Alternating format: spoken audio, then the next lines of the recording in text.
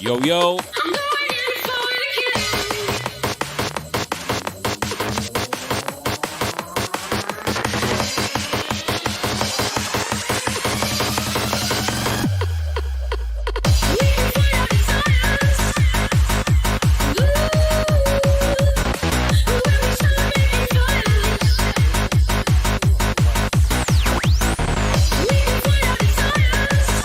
Shouts out to Ash Instigate, let's go.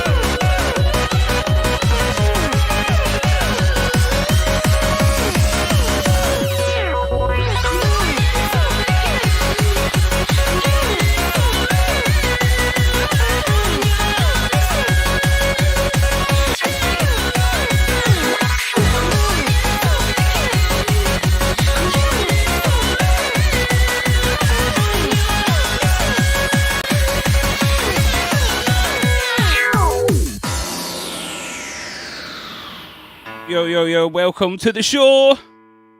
One big shout out to Mad Hatter.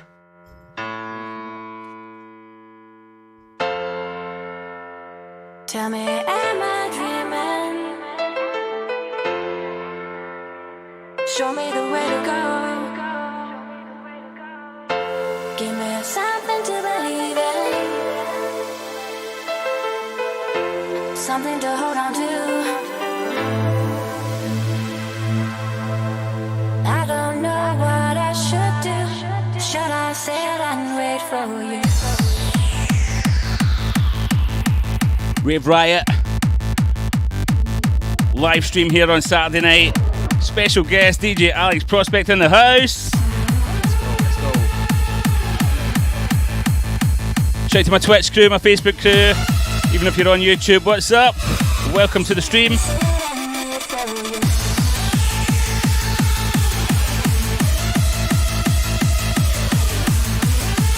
Shouts out to Daniel Duddy.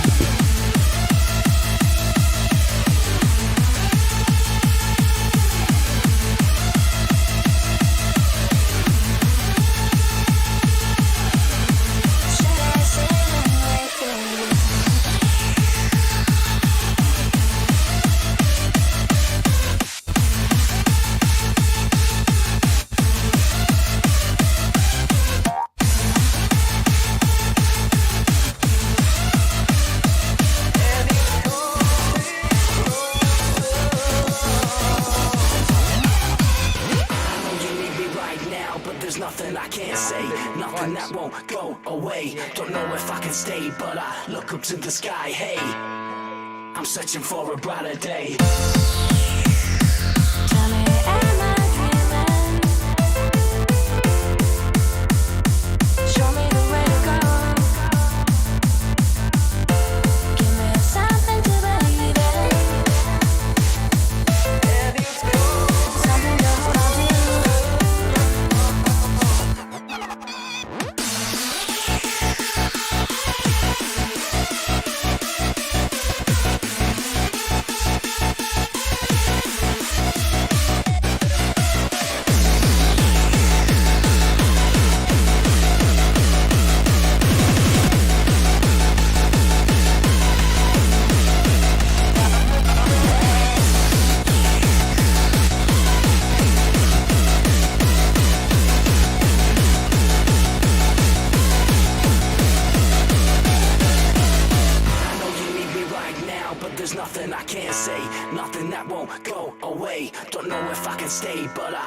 To the sky, hey, I'm searching for a brighter day. Tell me, am I dreaming?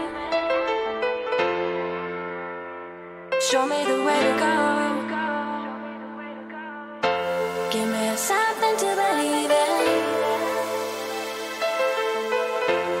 something to hold on to. I don't know what I should do. Should I sit and wait for you? Yeah, we got a real big show planned tonight. I'm going to kick things off, just a little mix of some of the earlier Lethal 3D stuff. I'm doing Lethal 3D number 32 through to number 62. Playing some bits off of those releases. And of course, this is all about the era when Alex started showing up on the radar and signed to the label. So exciting times ahead, let's do it. Should I sit and wait for you?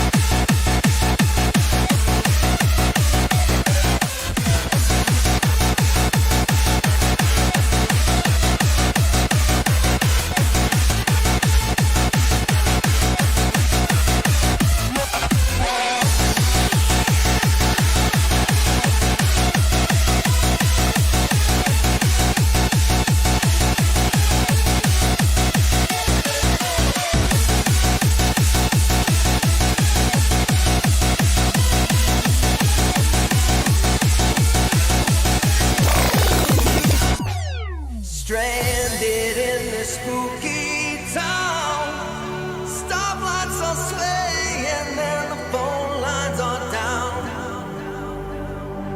Driven by the strangle of pain. Showing no mercy, I do it again.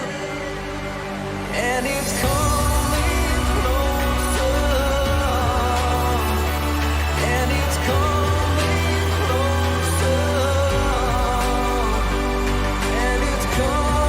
And unlike the last stream, I've actually got some whiskey in tonight. I've got a guest here, so I thought I'd get some drinks in.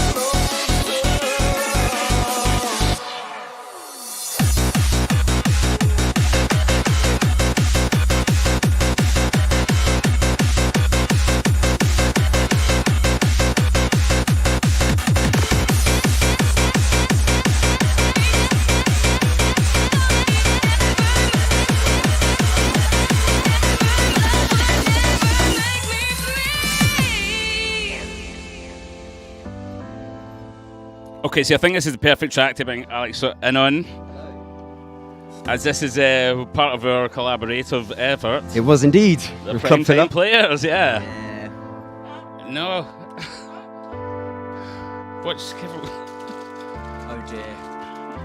I have to come here. Call me insecure, call me dramatic. So unprofessional, crunchy snacks over the mic. Yourself, if it makes you feel better than me.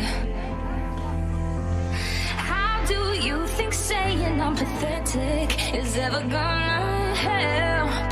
It's only helping me to leave. 'Cause I don't know how to make you happy. Oh, am I going on now? It's too much for me to carry.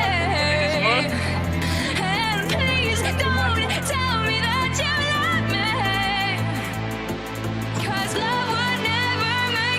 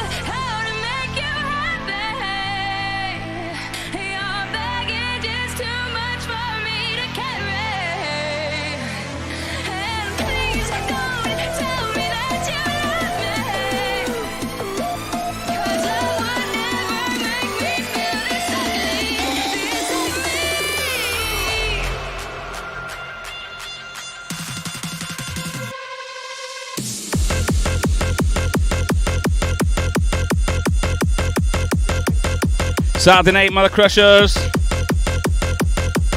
Turn it up, let's get wicked.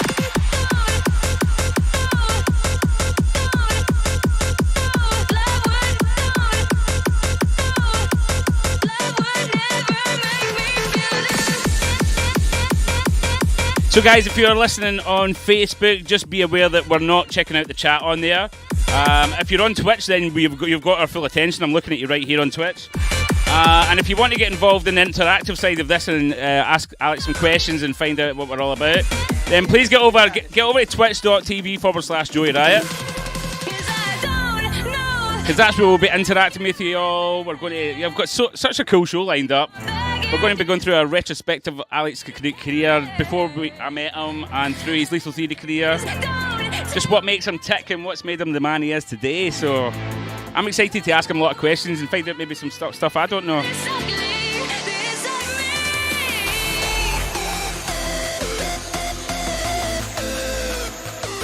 Yeah, so if you've got any questions, hold them in at the moment, but I will be turning my head to the screens when it comes to that point. And so if you've got a question for Alex, then just hold it down.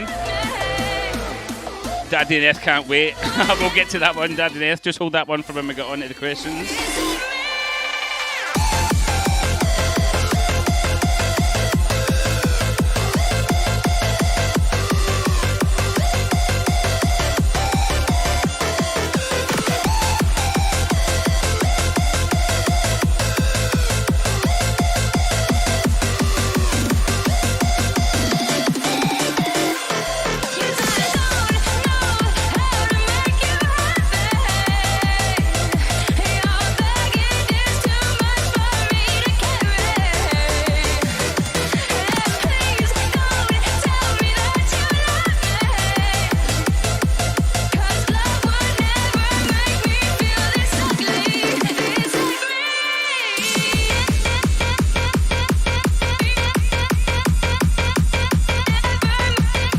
Alex just has vacated the room just as we're about to start chatting, but here he comes.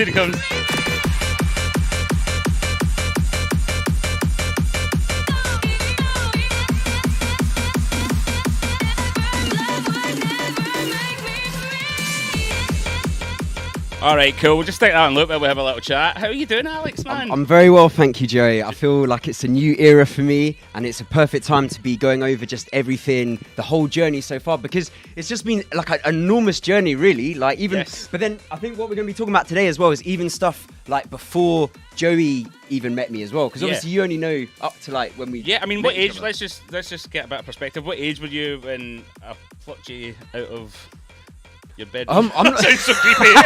And hopefully it's a legal age. I don't. You were young when you were still. It was I can't remember. We sorted this out the other day, wasn't it? On 2011, was it? So I would have been 21. Yeah. I was 21. So you were at university. I was at uni. Yeah. And so I was already producing hardcore for quite a while. I technically started producing hardcore back in 2005, and it was actually this CD here. If people, I'll put this up to the camera. Yeah, get it close. So that's Hardcore Heaven. Is that the first one? Hardcore Heaven, CD one. Yeah, it's the first one of the newer version of it, because anybody that really knows their history, Hardcore Heaven had a series of CDs when Seduction owned the brand, and then Oh no, I do know those actually. So with the different, kind of more Slam and Vinyl one. Yeah, Slam and Vinyl bought the brand, and Resist took it over, and that was the first in the CDs. I can't remember. Do I have any tracks? You've got a track on this. So this is quite interesting as well, because I hear a track from Joey, right? Born Hardcore, which is on the Kevin Energy. That's right. Yeah. And I thought that was tune was sick, and then obviously years later down the line, obviously we're working together. Well, we're here now, obviously. Yeah. So this is the first Hardcore Heaven, and I had one track on Kevin Energy CD, and then fast forward to Hardcore Heaven 4, and I was mixing the Kevin Energy CD, so I was on CD 3, which is pretty mad. Yeah. Because I can remember getting that and just being like so blown away that I got a track on it. So yeah. But also one thing I would say about having a track on a thing like this, like as somebody just looking at the names and reading it, you'd never know what the artist looked like or anything like that. So you'd see Joey Riot and you'd think it was a cool name, and you'd see him as big as any of the other people on there. So. Well, that's the thing. When I got offered Hardcore Heaven 4, like at the end of the you know this story. At the end of and this is an interesting one, guys. So think about your DJ name, your artist name. At the end of the conversation, I got offered it, and I was like kind of flabbergasted that I got offered it. And I said to it was James from Resist at the time. I said, so can I just ask, like, why me? Like, of all the artists that are absolutely killing it, why me? And he goes, you've got a good name. And I was like, what? Sorry? He says, your name's good. And I was like, so nothing to do with the music or anything else. He's like, well, yeah, that counts, but your name's really marketable. And I was like, fuck. And I felt a bit deflated, but I was like, fuck it, I'll take it. You know? No, I think take it, man. Because it's good. I look quite small there. Yeah, it's the because it's symmetrical and then it's energetic. So yeah, that was good. Right, so I buy this CD from Amazon accidentally, and I was just amazed by it. Like as soon as I press play on the intro with Psy, just making me want to dance with the scratching, and I listen through to the whole CD, and I'm just like, I cannot believe this music that I'm hearing because it's fast, it's the energy I want. I like dance music a little bit before. I was just going to ask you what were you listening to before that? I did listen to trance, like when I was 10. I had a Clubber's Guide to Trance CD, and I did like that quite a lot. But I think having the speed of hardcore, but then also the scratching and kind of just the more like energetic sounds, that was just really like made me very interested. And actually, as soon as I listened to this, like I listened to the Psy mix. Straight after that, I opened up Dance EJ, and I started trying to make a hardcore track. But obviously, yeah, you could only speed it up to like 140 or something. So I couldn't even make a hardcore track. But the point was, I was so inspired after hearing this, I had to straight away just go and do it. And to be honest, I would actually count listening to this CD as like one of my like happiest moments of my life, probably, because I do remember like on my bed, like sitting on my bed, like listening to it, just being so amazed by it. So yeah, this CD really, that's what accidentally did it. By thinking, because I thought it was trance, I just bought it because of the picture. Yeah. And then so we'll dig in a wee bit more, but I've just seen an interesting comment from Bensky Beast. Is the new label going to consist of older sounds but new? Well, we're going to get to that kind of stuff, but I'll just like address that just now. Like, never kind of want to go backwards with music.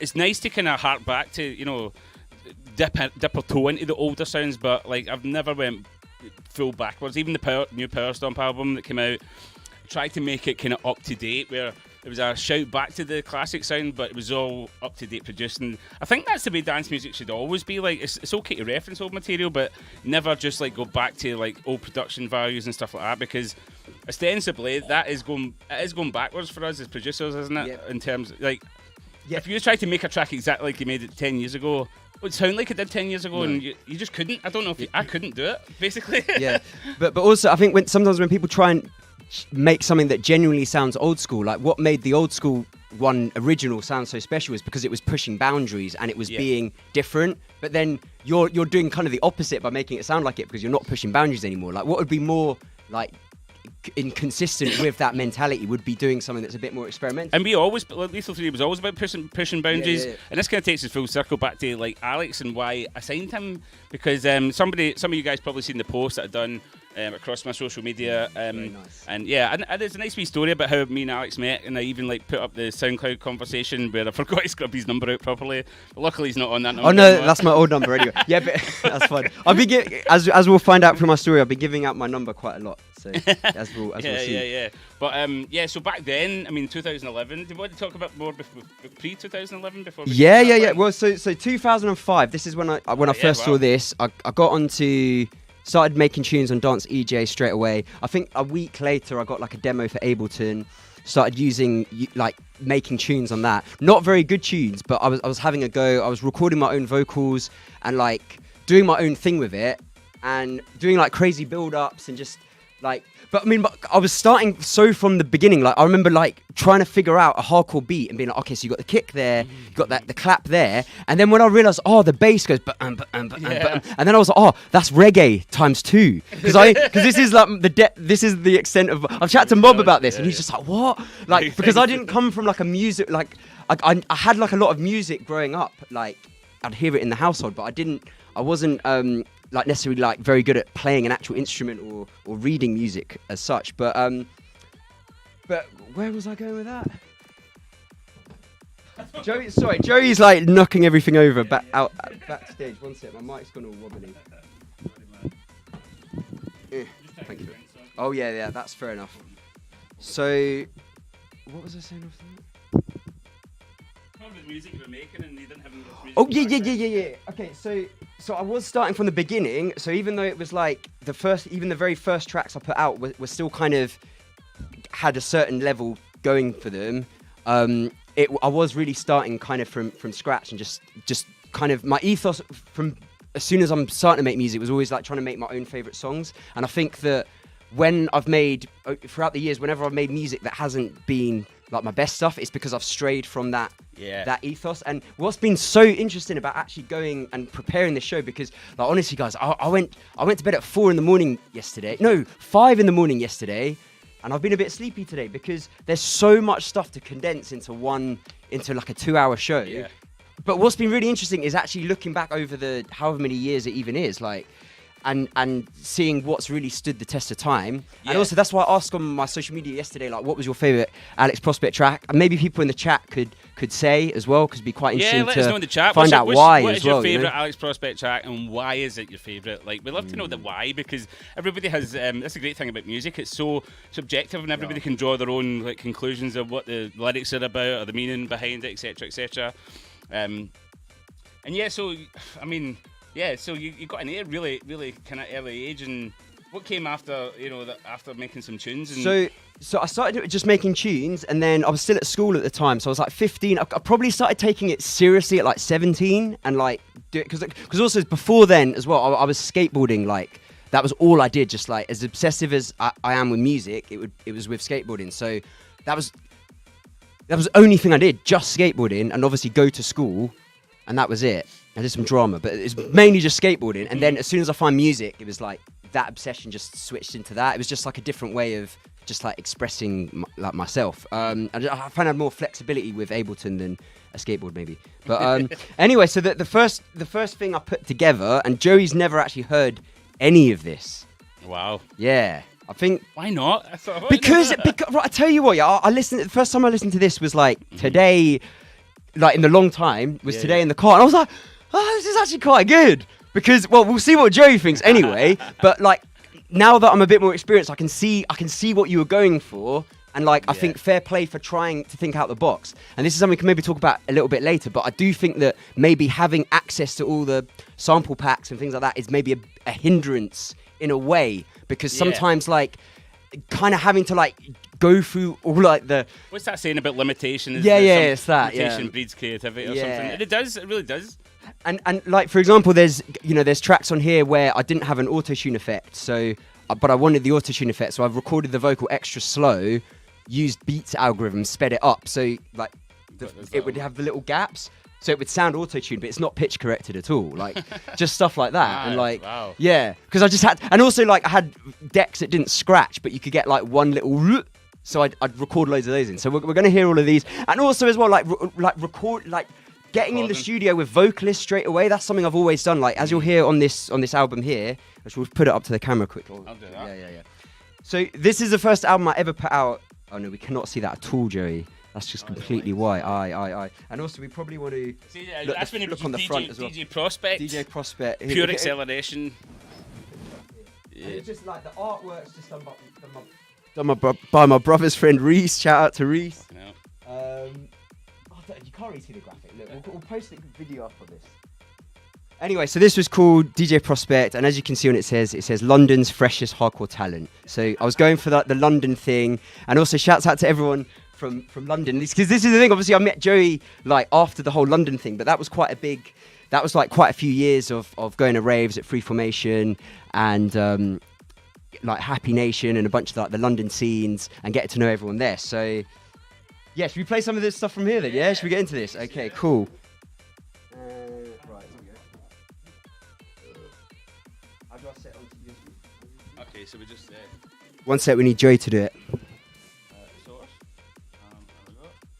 Right, I'll introduce this track. So, this album I brought out, this was just at school. The inspiration for it was just by like going into Harrow and like the area around me and just seeing people like sell their mixtapes, like rappers selling their mixtapes in town. And I was like, well, I make music. I want to sell my mixtapes as well. So I had a go at doing that. It didn't work as well as I wanted it to, but yeah, we'll go for this. So this is the intro featuring MC DHD.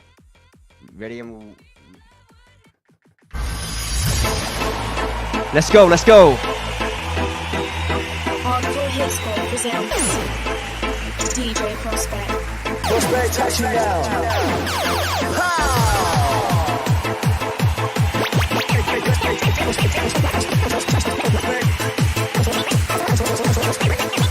gonna make it all see your flag.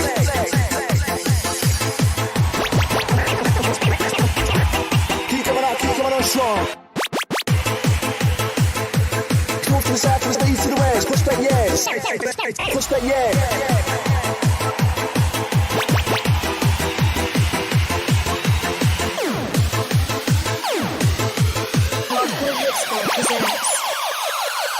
DJ Prospect. To share the feelings, it feels so right. Every day I watch you by my side forever and ever.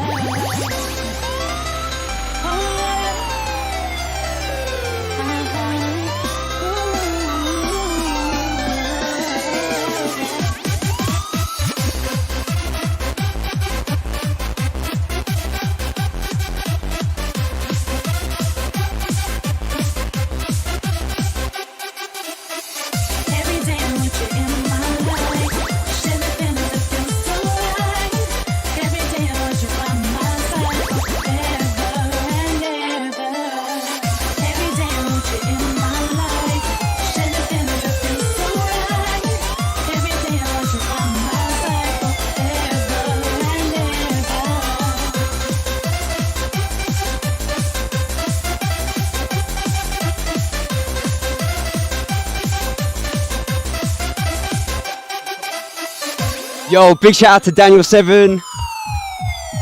Oh, we've got DJ Defective.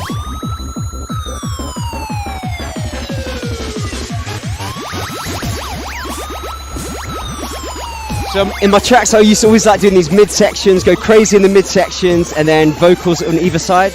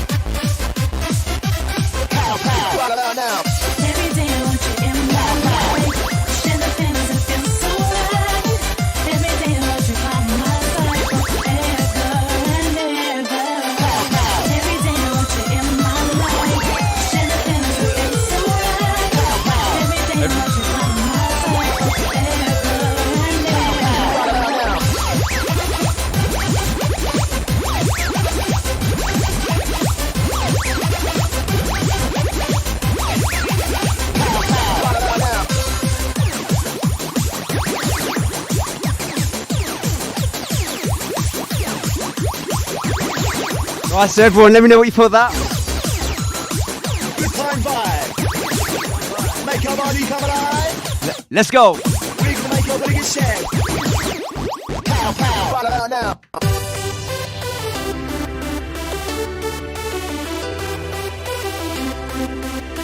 So this was track 3 featuring MC DHD, DJ Prospect, Pow Pow. Good time vibe. Make your body come alive. We're gonna make your body get shared. Pow Pow right about now.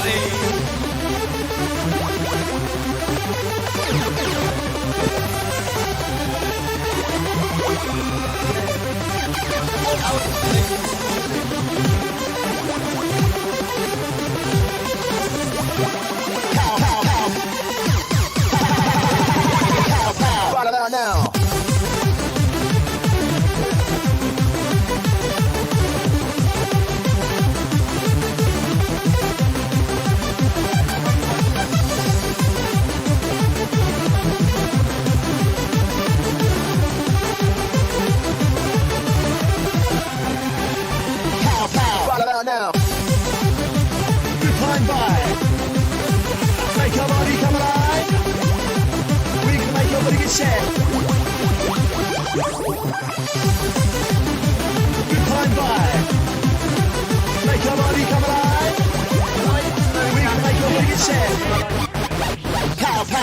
about now? Make your body come alive.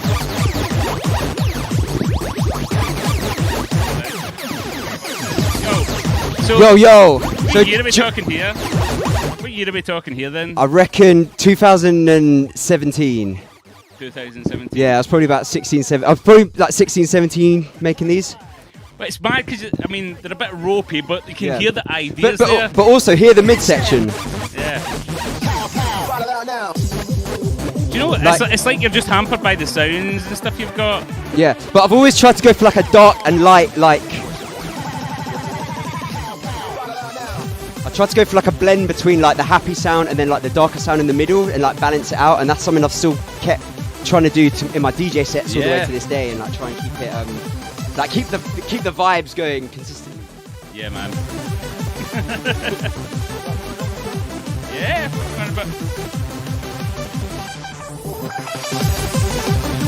Good time vibe. Make your body come alive. We can make your body get set. Good time vibe. See, I was saying to Joey as well, like I had to kind of reduce my sound because it was too hectic for even UK hardcore. So, do you know what I mean? Like, it's not happening yet.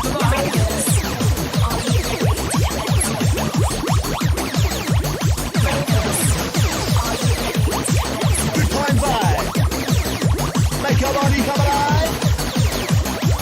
right, we're gonna skip through a few tracks. Today's top story. Earth has been taken over by hostile aliens. Invasion. Oh, yeah, sample. Yeah, this is the one I quite like. It's called Invasion. The midsection's really cool. Hold tight for this one.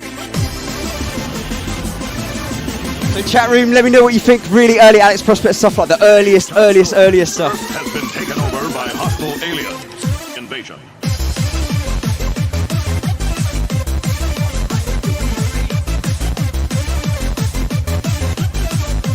Invasion. Invasion.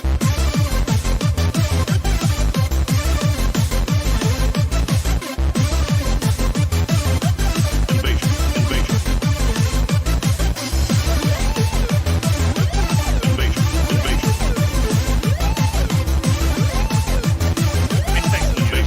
Invasion.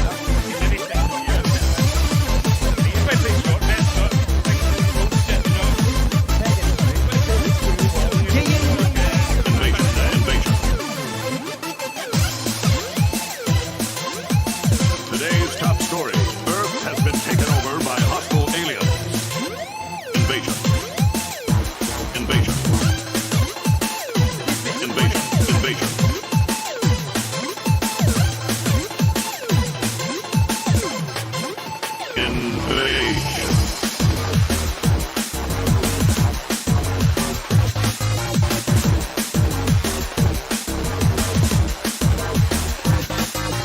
Invasion. Invasion. Right, so Twitch, we've got one more of these really old ones, but there is actually 21 tracks of this available that I'm going to be putting out at the end of the show as well. So, oh, there we go. Got a few lyrics from me. Flying hard like ecstasy. Looks like it's hitting it. Ready, let's go. Michael Ravers, now to try up.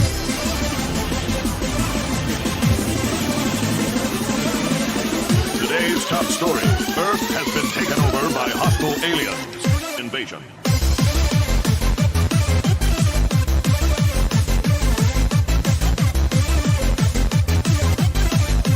Invasion. Invasion.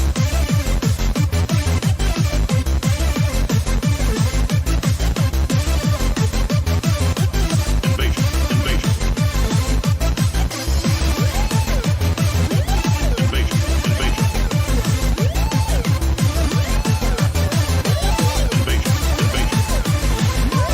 Yo, I just can't resist my brain sounds to make me want twist. Flying hard like ecstasy. Blasting through the galaxy. And I want to feel that sound inside. Blasting through the wave drive. Looks like it's hitting it. Ready, let's go. Michael Ravers, now to try. So this next track coming in now. This is probably my favourite from that album, called Sunlight on My Shoulders.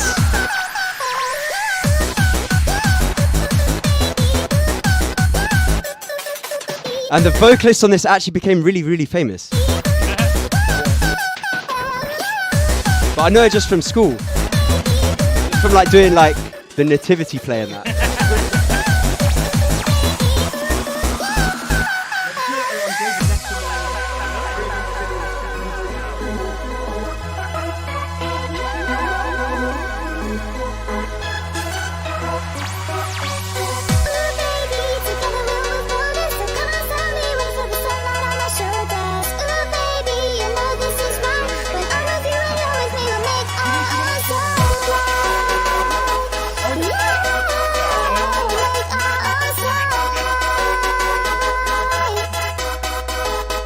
Big shouts out to Clarky.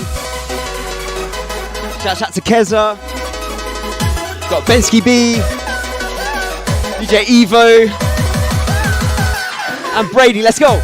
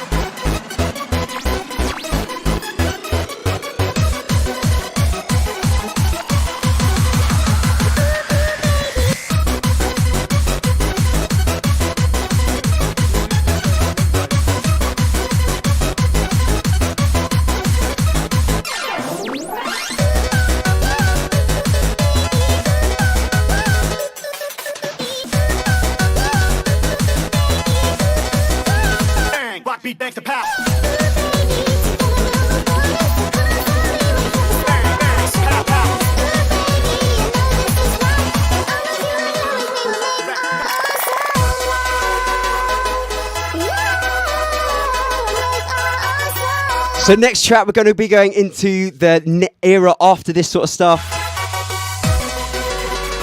You'll be able to hear it's still pretty happy. Slightly better production. Let's go.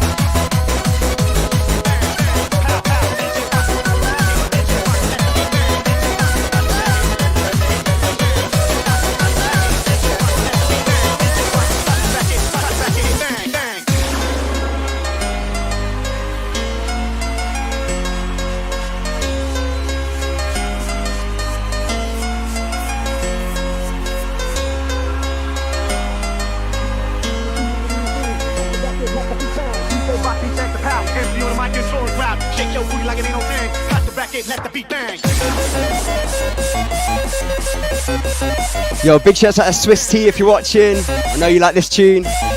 Joey, this is a tune you've not heard either, no?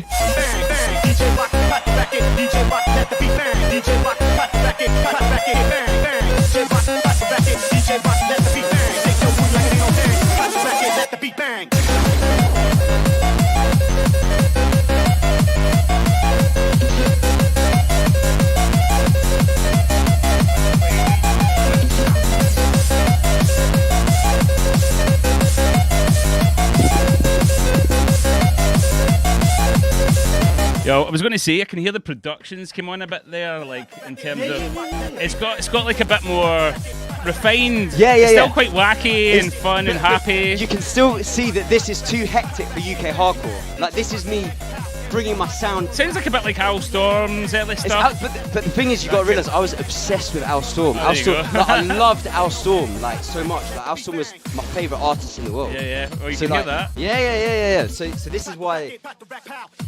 Yeah, definitely. Is that Maximum Impact Hailstorm kind of? Yeah. Well, actually, it's funny you should say that because, well, not the next track, but the track after that. That was one I was actually going for Thin and Crispy, but very Maximum Impact, Thin and Crispy. Yeah. Like that sort of sound was kind of my favourite style of hardcore, rather than like clublandy kind of stuff, I'd say. So. Yeah, same here, man. And of course, Lethal Fury as well. Let's be real. Let's be real.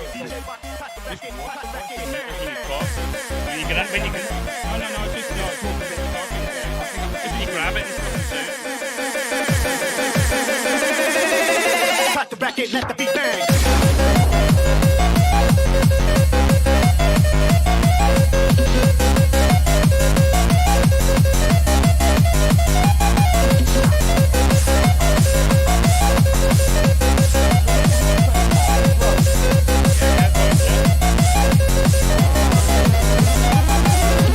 DJ Rock, cut the bracket, DJ Rock, let the beat bang. DJ Rock, cut the bracket, bang, bang. DJ Rock, cut the bracket, DJ Rock, let the beat bang. DJ Rock, cut the bracket, bang, bang. DJ Rock, beat bang, pow. You might get thrown loud, take your booty like it ain't no thing. Cut the bracket, let the beat bang. DJ Rock, beat bang, pow. You might get thrown loud, take your booty like it ain't no thing. Cut the bracket, let the beat bang.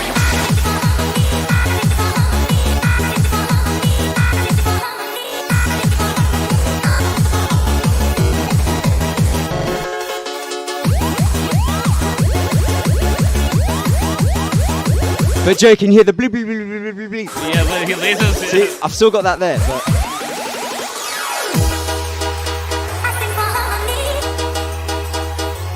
So Twitch chat, let me know if you're enjoying the tunes. I don't think anyone's heard these. Let me know if you have. I don't think you have though.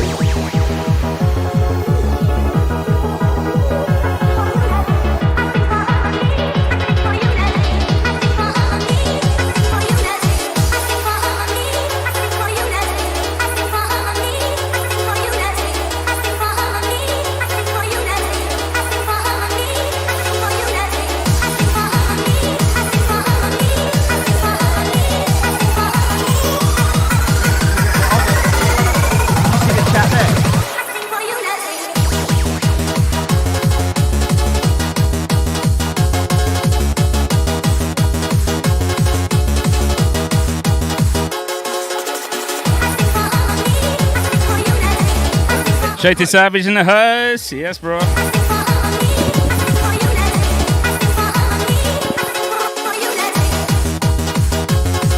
Yo, everyone locked in. Let me know if you're feeling these tracks. I'll keep it in this era if you guys want, or I'll move it on to the next era. Just let me know. Like, if you're feeling it, we'll keep it rocking. But see, I like these because these are all tracks I made. So.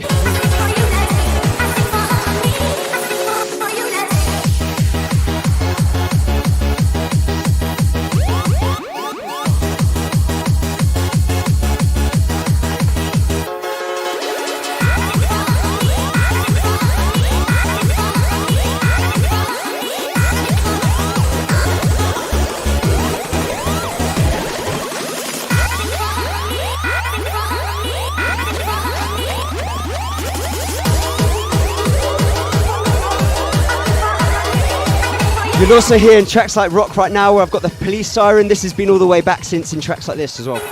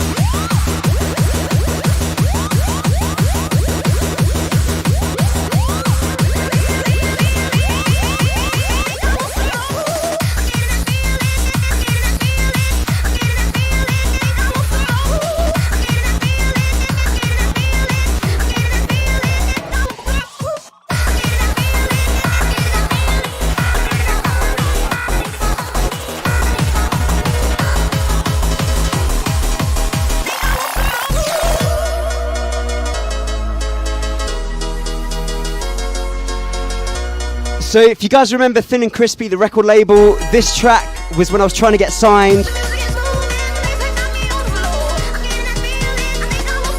I sent this to Robbie Long.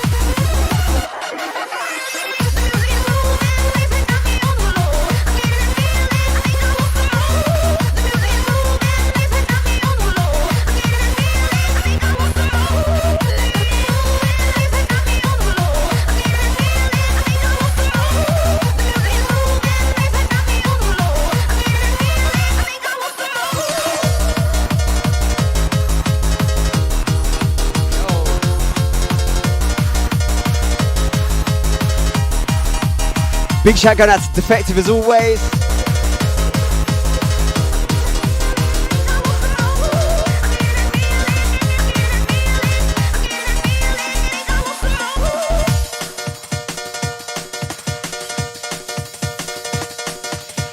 Yeah, as I was saying, so I sent this to Robbie Long, and he put me in touch with D-Light, who was the guy that did Gypsy Disco, if you remember that track. So we worked on a few tracks together as well off the back of this track. And he also introduced me to Becky, who we've got a whole section coming up on later. Obviously we've been working, me, Alex Prospect and Becky have been working loads of times. So yeah, this was the track that made that conversation start in the first place.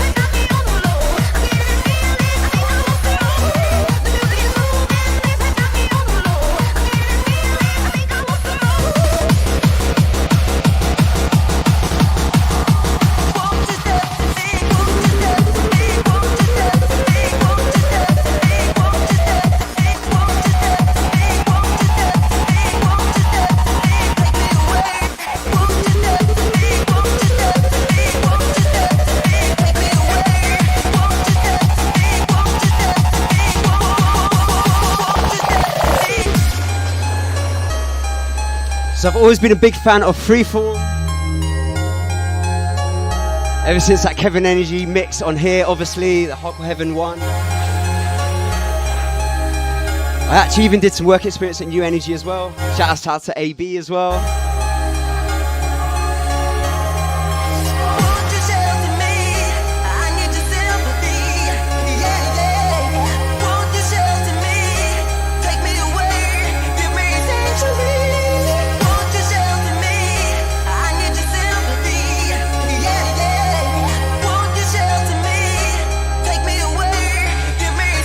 Yo, shouts out to DJ Brady. I reckon that should have been signed. I don't know why Robbie Long didn't sign that. I thought that was a good track, that feeling. But yeah, guys, really let me know what you think of these tracks, because for me it's great nostalgia, but it's great to know what you guys think with a new ear all these years later. So let me know. I really like this track, by the way. Let's go.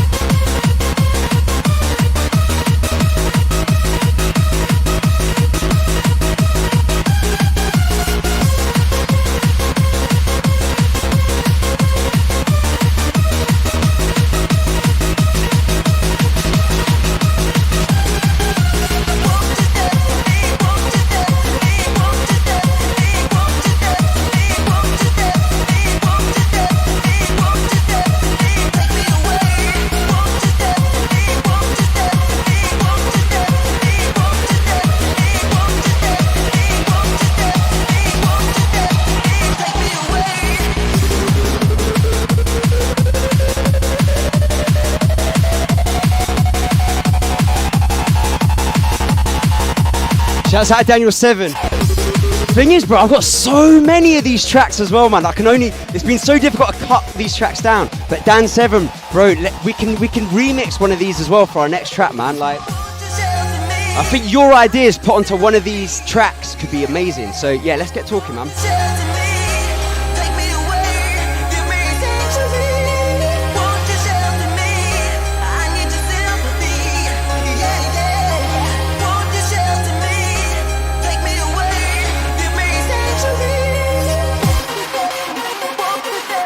So chat room, let me know if you want me to update this. It's been kind of in mind. I feel this one could do with an update.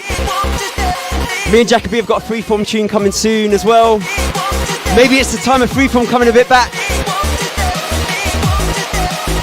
So let me know if you want a 2022 Alex Prospect update of this track. Let's go.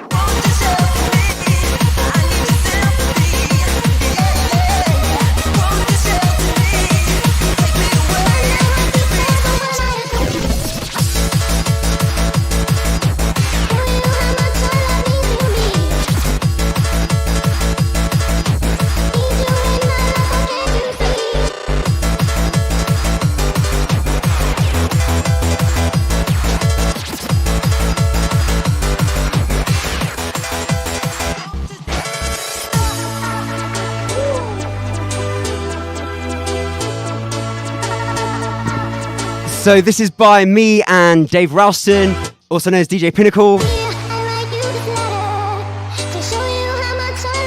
This is before Zombie Nation, not Zombie Nation, Zombie Nightclub.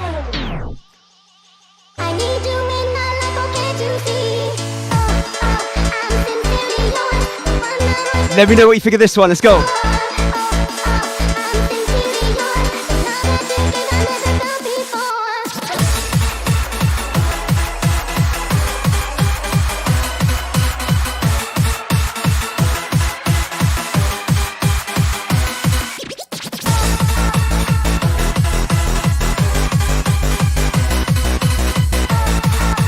Yo, big shout out to Jax HCID. Did you get this track then? Do you know this track? Anyone let me know if you know one of these tracks, because that's like an OG fan. That's somebody that goes way back, like, if you know these tracks.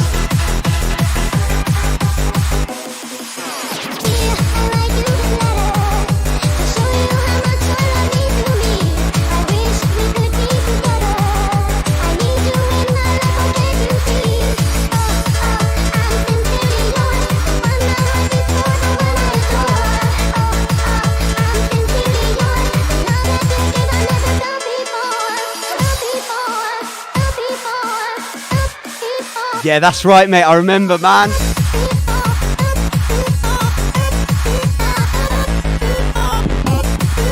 That's the thing. We're going past like the stuff I did at school. This is the stuff I was sending out more to DJs, I guess. So let's go.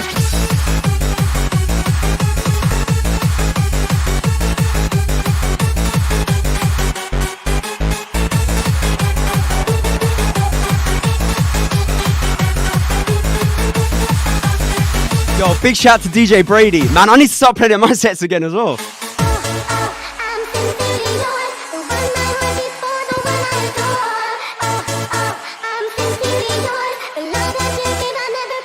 Big shout to Daddy Neff.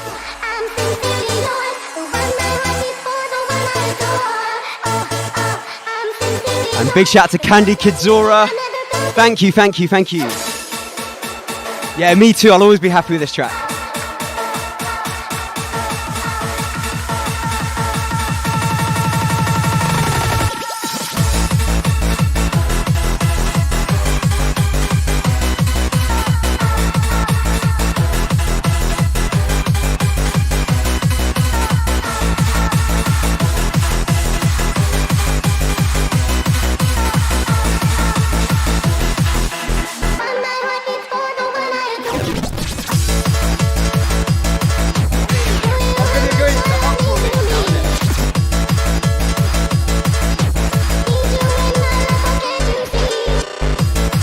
So Joey, what do you think of this tune? Do you know what? I've just been sitting through in the other room there, in the other studio, just typing on the few different chats we've got.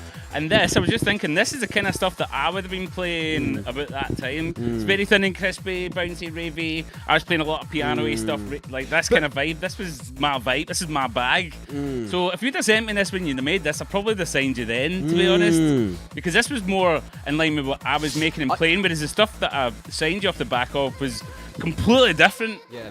And that's what I was looking for as well. One thing I would say about this particular track as well, this is a collaboration with Dave Ralston, obviously Pinnacle at the time. So you can hear the conciseness. Like he's reined me in a bit. Because I remember like when I very first got in the studio with Dave, he come over to my house in London, and I'm obviously very hyperactive, and he's very chilled. And we've got some things to talk. We've got some things to talk about. Shouts out to everyone locked in.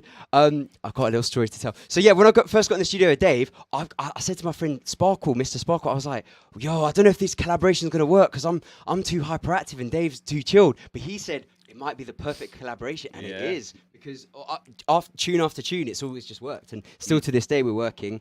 And in hindsight now, after all these years, when we're listening back, that one's got like a certain professionalism, even though it's really hectic in the midsection especially, it's still got like something to it that reins it back. Like there's not another laser going on over the whole thing. So, but I'm glad I did do all those lasers in the beginning. I mean, I don't know, let me know in the chat if you guys actually like that. I quite like it because I think it's different, but I do know when I was selling my CDs, I mean, I sold 500 of those CDs, so that's not bad. Just saying, do you want to buy this? Like, who are you? Like, some people are like, dude. Like, I'm a guy. Do you know what I mean? I make music. I've got 21 songs. It's like, what music is it? It's like 21 songs and 14 followers. Yeah. Well, I mean, but starting from zero, really. But anyway, yeah. But I hope you guys are enjoying the progression. I know I am, but I don't know if that's because I don't know if it's because it's me. No, though, man. you know? I think I'm similar. You enjoy it or not? Yeah, I'm actually. Yeah, it's one of those when I remember getting a mini disc sent down to me from my brother-in-law of my really early stuff, and although it's ropey as hell on the production side of things, it's really great as a producer to listen to your early stuff and see, man, that there was something there. You know, there was some. You know why you started making music, because there was something in those songs, even though they were quite badly produced. You could hear where it was, what you were trying to be.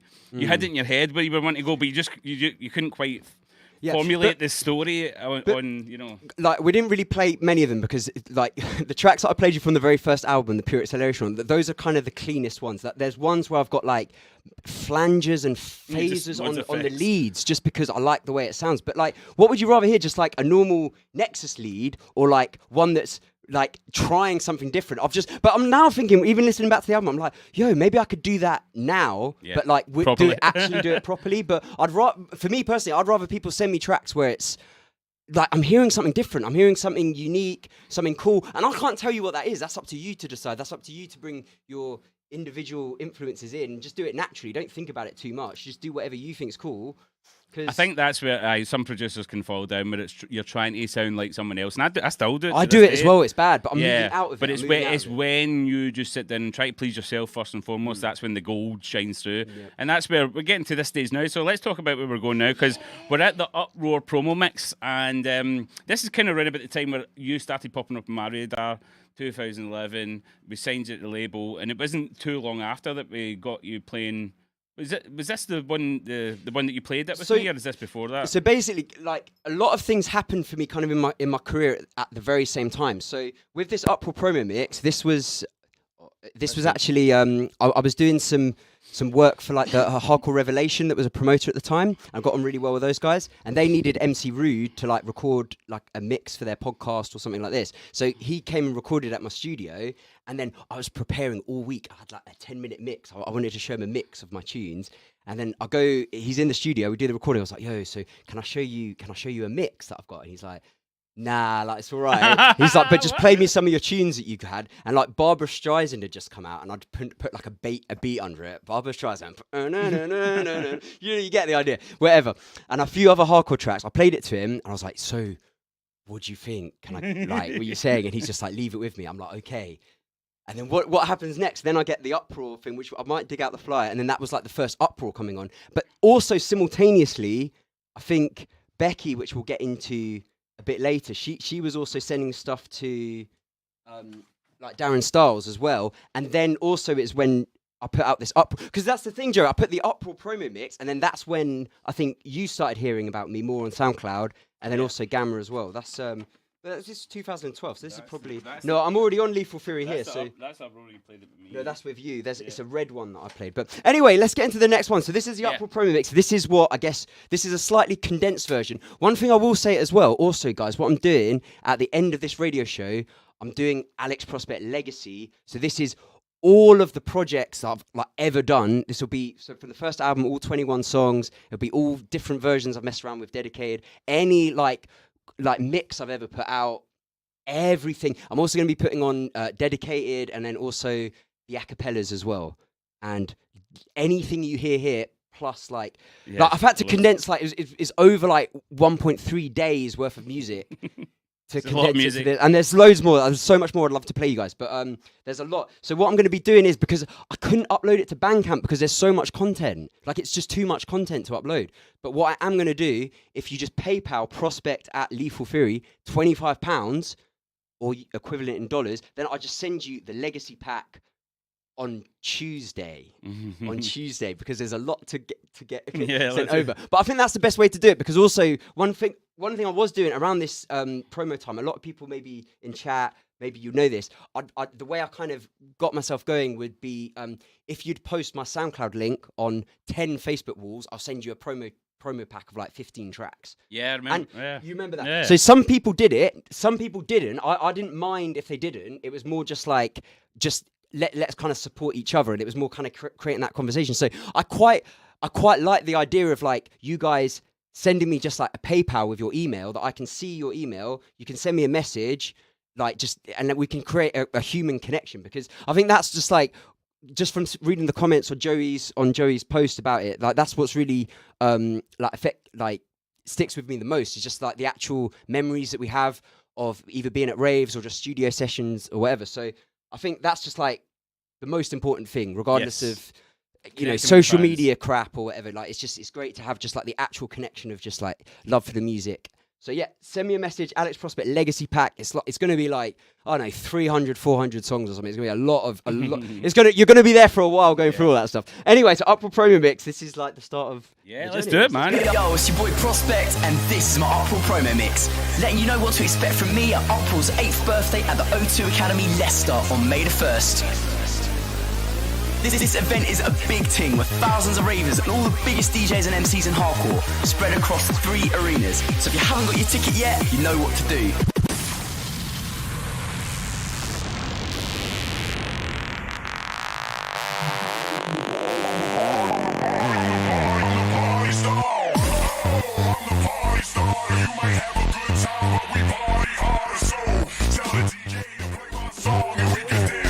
Joey remembers this one. Who else remembers this one?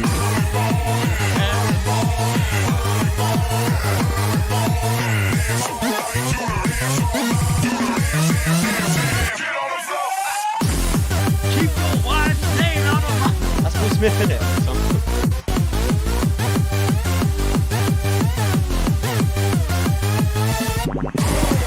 Yeah, I love this shit because it was so wacky, and it was all over the place, but I kind of liked that, you know.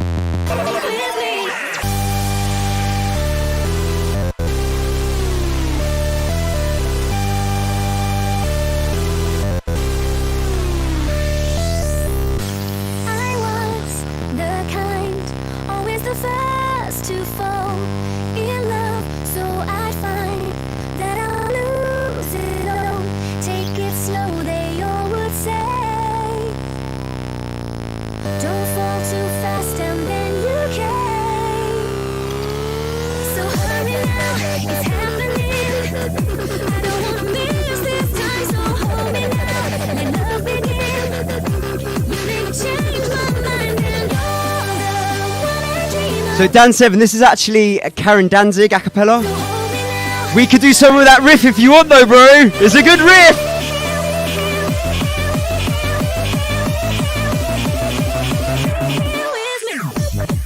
Oh, jeez,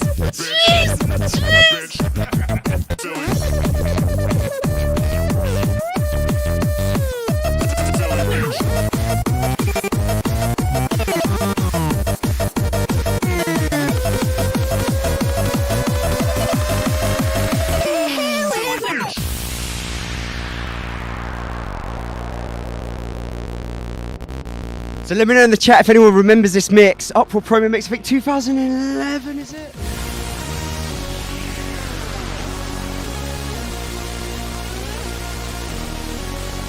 It must be around about 2011. Yeah. It must be around about then.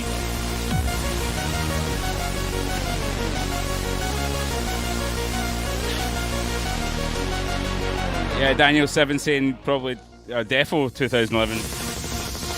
Yeah, because this is all the stuff there, like the Party Starter. That was one of the first tunes I had heard. Silly.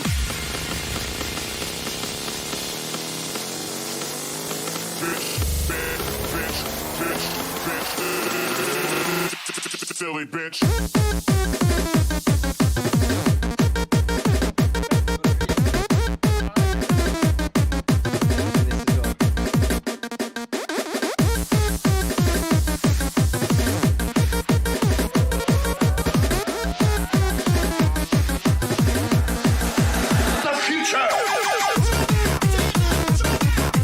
So this flight here, this was my very first gig abroad.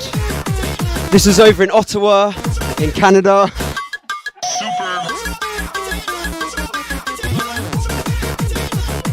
Mega. Death Rave.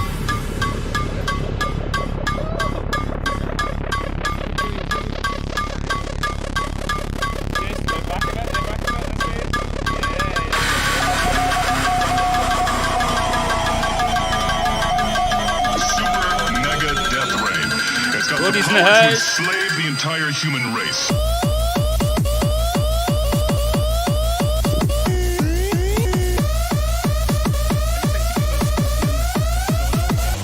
Death Rave. DJ Prospect. Prospect. The future.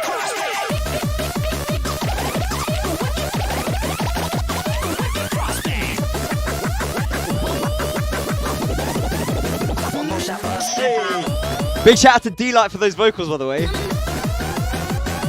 Mega. Death Rave. Hey!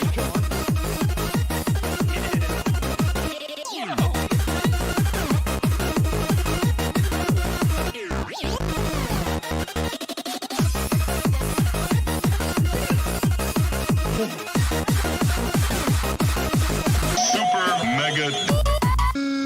What would it take for you to see, to make you understand that I'll always believe? You and I can make it through. You still know I can get over you,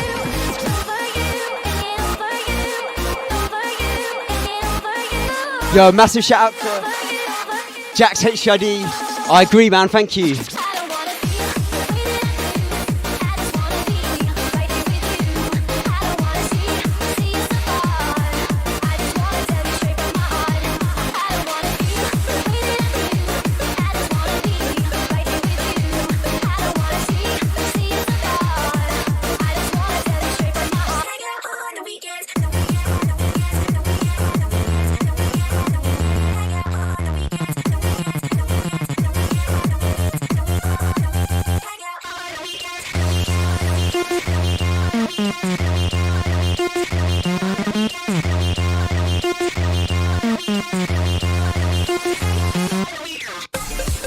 Big shout out to Candy Kid Zorro. Zora, Joey says Zora. I need to get this on my playlist too.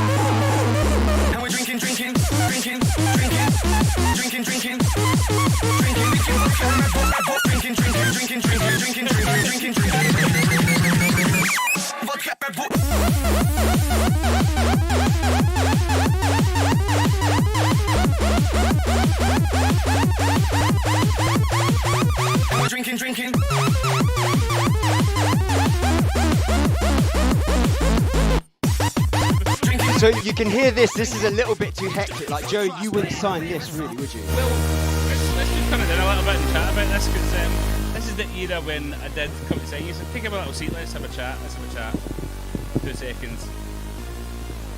So this is around about the time when I signed you. I heard all these songs, and these were the ones that kind of sparked my interest because I had never heard anything like it, really. And what was it you heard that was different? Because I think kind of, like, let me reload that back a bit. Because I think when I was making tunes, it was like, I thought I was trying to make tunes as normal as possible, but I think other people would be like, "Oh, your sound's so unique." I was like, "Really?" Yeah, well, it was just a bit wacky, you know. It was a bit wacky. It was fun.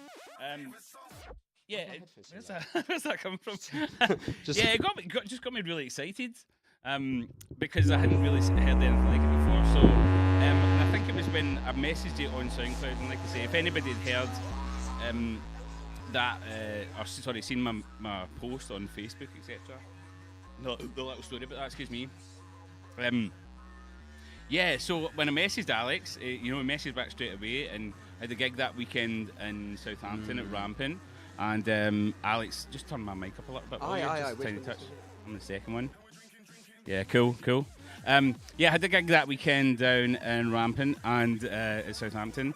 And you came down to see me straight away. So I think it was on Wednesday or something. Message. You came down on a Saturday, and as soon as I met you, we just clicked straight away. You had the great energy. You were super passionate, excited.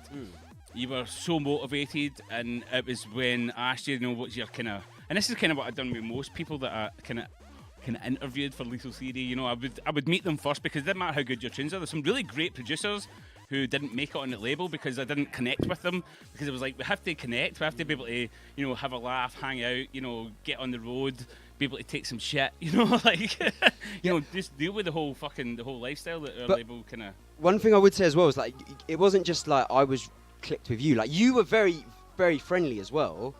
It was quite difficult to give tracks maybe to people as well. Yeah, it was totally. Because you got to think as well. Intimidating, man. It was. We've got up to this Uproar mix where there's some quite nice songs, but there's been quite a few tracks before where I feel that feeling track maybe could have got signed to Thin and Crispy, but Should've. It was actually Joey that actually got things moving and keeping it.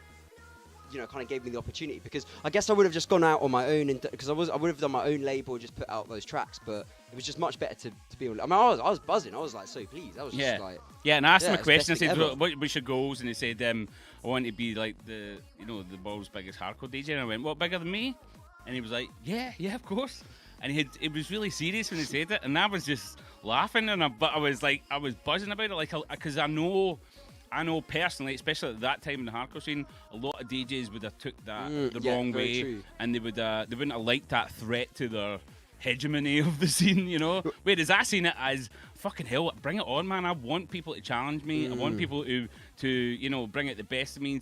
I want healthy competition, and I wanted someone on my label who was young, vibrant, full of fucking, eccentric and cool ideas, who was doing something that was, so polar opposite of what I was doing, but was also still in the same vibe as me in terms of our mindset and what we wanted to achieve. And I was like, bring it on, man. I want people on my label, because that's the thing. I said it on that post as well.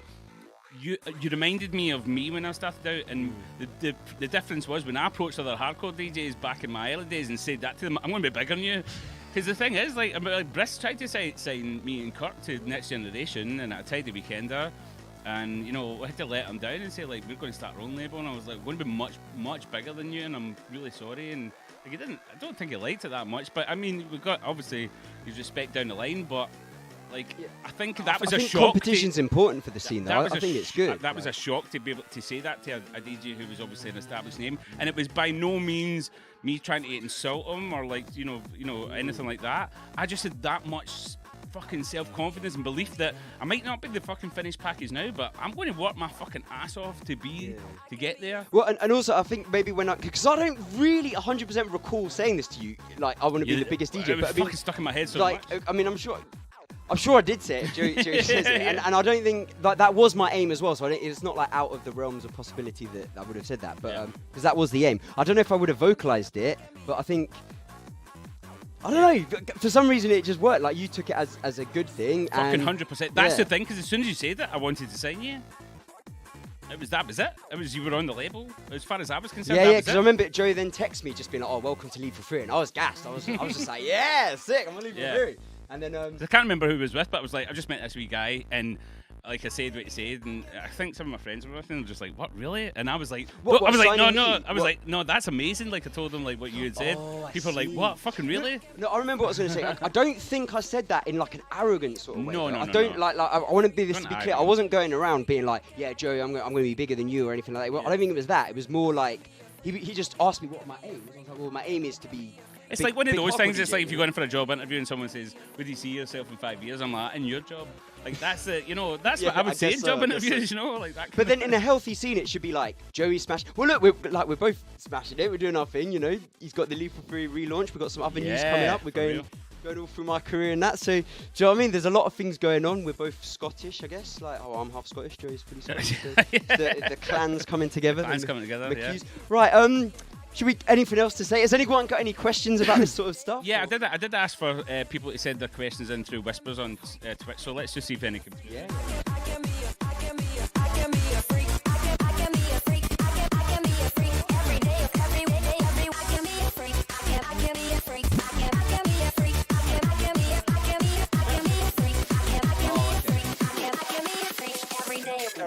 Banging.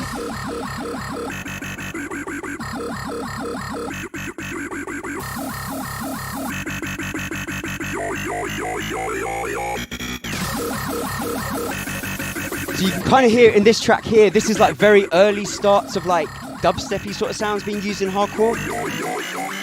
Banging.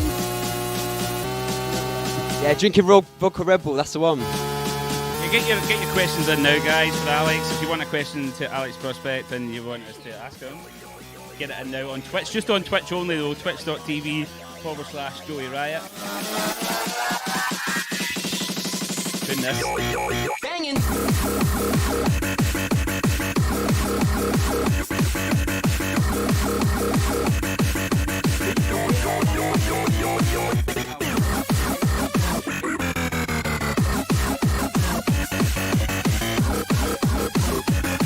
Yeah, guys, Alex just made a good point. You can really hear his progression. Like you can still hear on the really early tracks. You can really hear like similarities. Is that laser sound? Yeah. Yeah, there's some it's not changed loads. That's like for years, man. You can still tell a Joey Riot tune's a Joey Riot tune. I think it's all about just like having that like wild, like unique sound and then just cutting it back and just dispensing of anything that doesn't need to be there until you get like just the perfect track, I guess. You can only do that by trying different things. Dark Has, that'll be coming up real soon.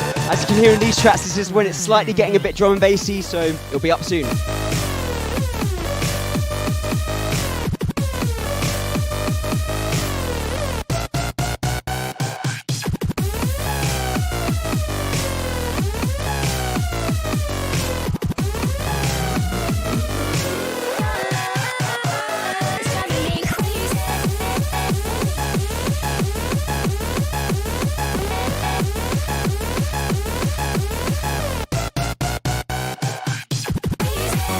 Yo, petition to bring back mixing like this, yeah?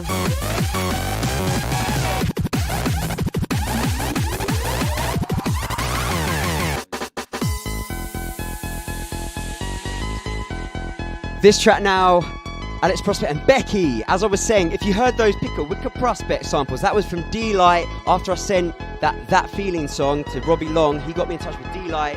D-Light got me in touch with Becky.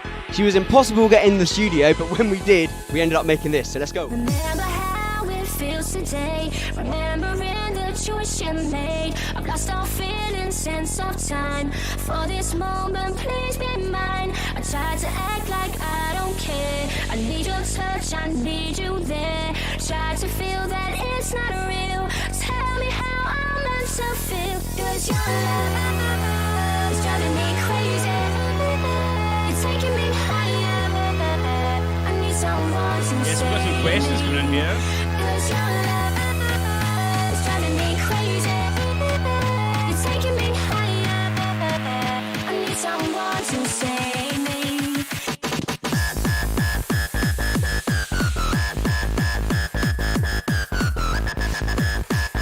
Aftershock. We'll have to have a talk about that, man. I'm sure Joey's up for it. Do you want to do another track with me? Oh, fucking hell yeah, man. This is maybe good going back through all the old stuff and seeing, right, what kind of track do we want to do? Yeah.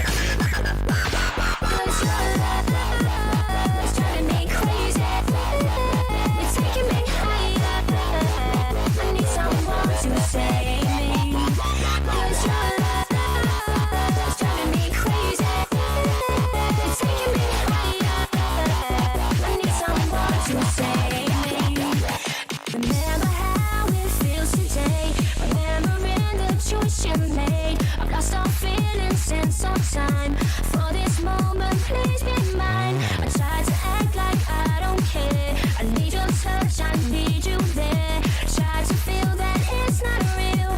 Tell me how I'm meant to feel. Right, that was my promo mix for Uproar, and I look forward to seeing you at Uproar's 8th birthday at the O2 Academy, Leicester, on May the 1st. That event is going to be absolutely sick, so make sure you don't miss out. Right, nice one. I've got time for one more, so check this out. Oh my goodness, should we play this one? This one's song isn't very good, by the way, guys, but I tried my best. It's Gabba. It's my attempt at Gabba. My housemate at the time, so I lived in a house with 8 other people, 6 of them were music producers. So we all sort of collabed on each other's tracks. Marched into a massacre.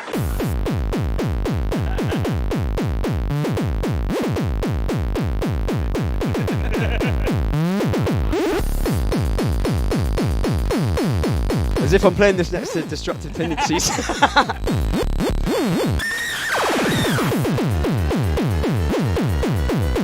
See, if that was a good kick though, it'd be good. It's all about the writing.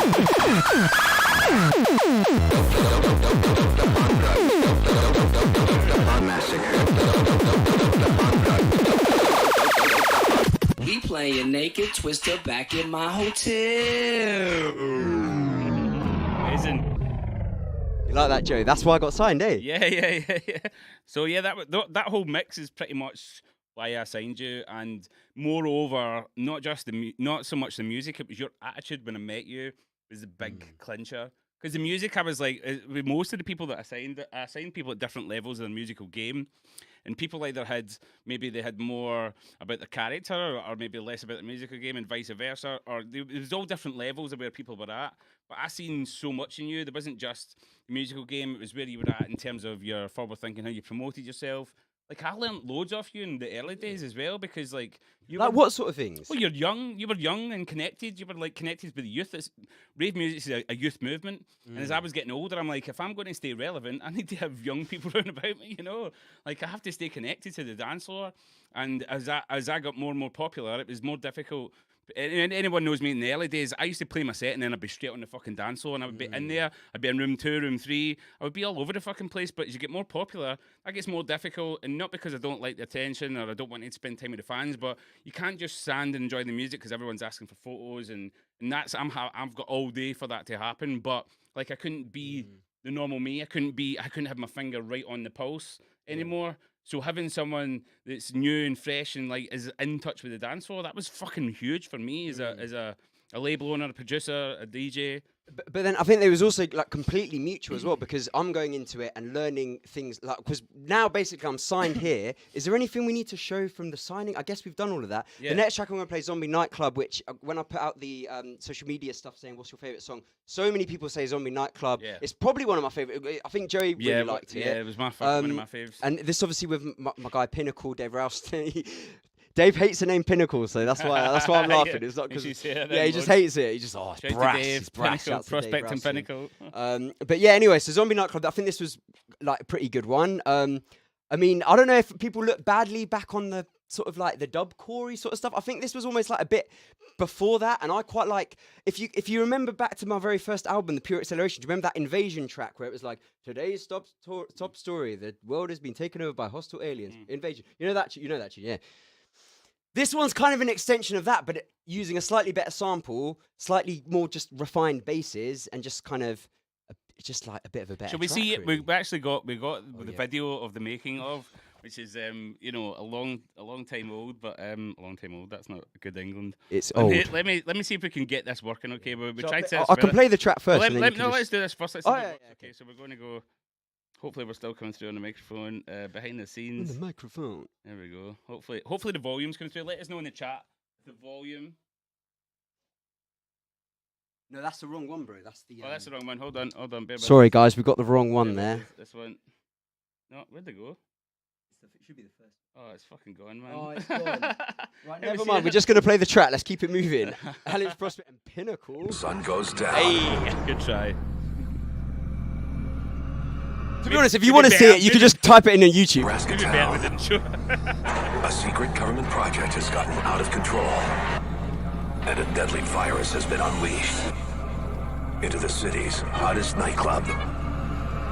So tonight, when the sun goes down,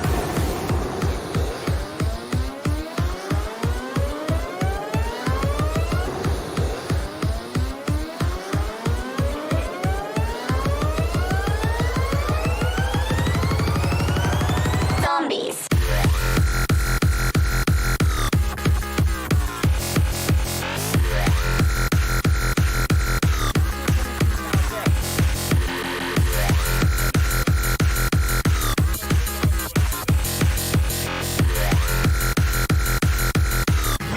Believe it or not, zombies.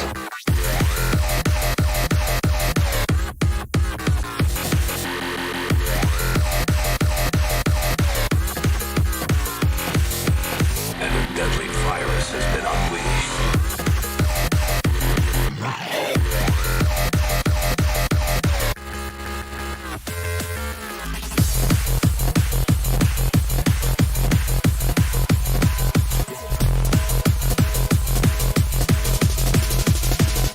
Zombies.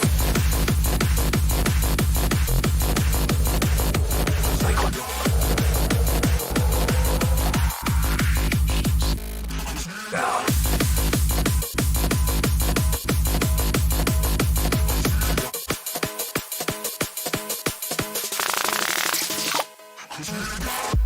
Close your eyes. Let the music lift you up inside. Away with me tonight, and we can watch the world drift away as slowly passes by. Don't have to worry about tomorrow, 'cause we got everything we need. Let's pack it up and get up and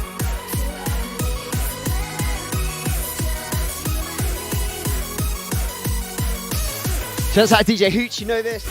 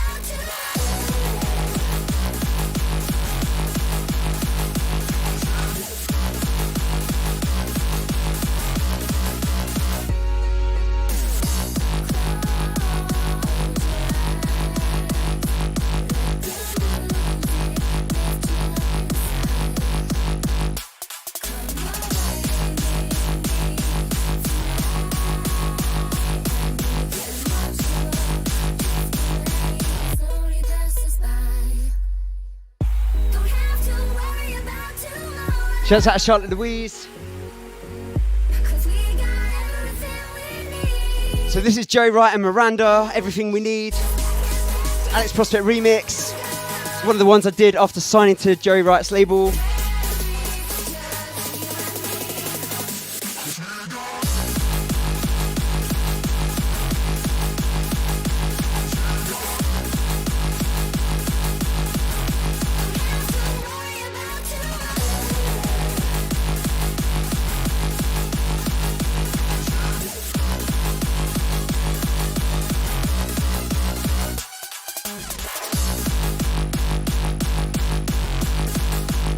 So once again, all these tracks will be available on Alex Prospect Legacy. Just PayPal Prospect at lethalfury.com, £25, and I'll send you like a day's worth of music. Literally everything that we're playing here today, all of the full versions, all of the extended mixes. Right, so next up, I don't know where Joey's gone, but next up we're going to be playing a section from one of my mixes that I put out going around the weekenders with Joey. That was one of the main things I learned from Joey, like how to interact with like the hardcore people. Just every time you're at an event, just like meet people, and I enjoy that anyway, so it's very easy to do. Starting off with the track Lights On. This is probably one of my favourite like little remixes I did. I don't think it ever got remixed or released rather, so let me know if you know it. And also let me know if there's been any unexpected tracks today that you haven't heard before that you quite like, because I might update them.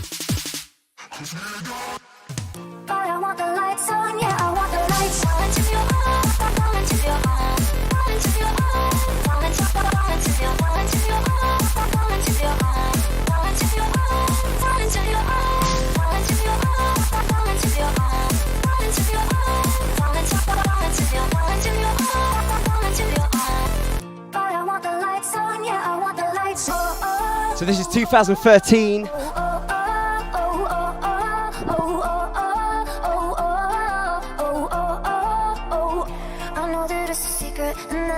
Keep it, but I want the lights on, yeah, I want the lights on, and I don't wanna run away anymore.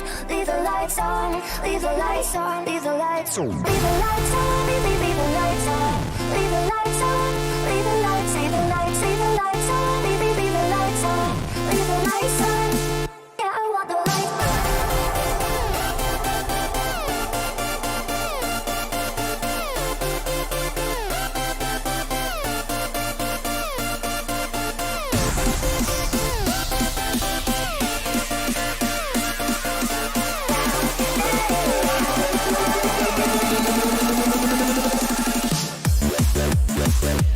Shouts out to Osso. SoundCloud, I think that's the one, man. That's the only place it's come out on. Leave the lights on, leave the lights, leave the lights. Leave the lights. But I know that it's a secret, and I gotta keep it, but I want the lights on, yeah, I want the lights on, and I don't wanna run away anymore. Leave the lights on, leave the lights, leave the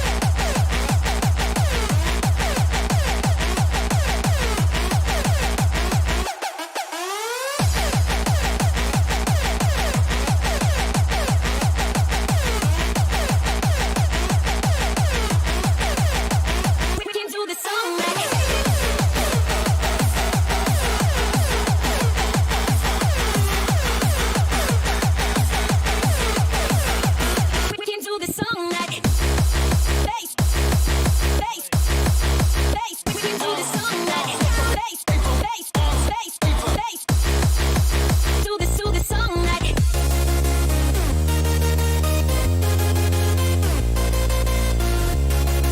Shouts out to Ryan Flett if you're locked in. I know you like this tune, my bro. Joey, do you know this song or not?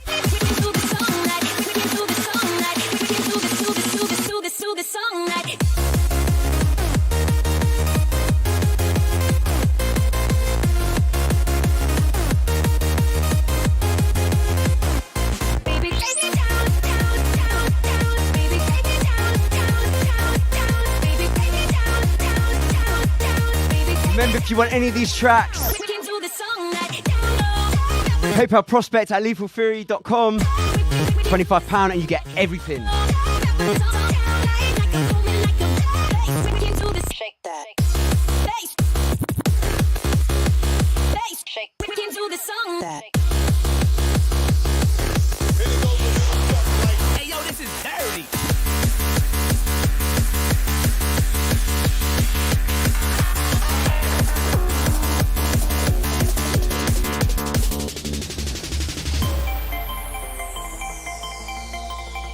So this track now, Alex Prospect and Becky, I'ma Turn It Up. Really lucky to get to go on Radio 1 with this one. Thanks to Joey, I think. You sorted this out getting on Radio 1, no? Yeah, via Kutsky. Massive shout out to Kutsky as well, man. Always big respect to Kutsky. I really like this breakdown as well. Anyway, I'ma Turn It Up, let's go.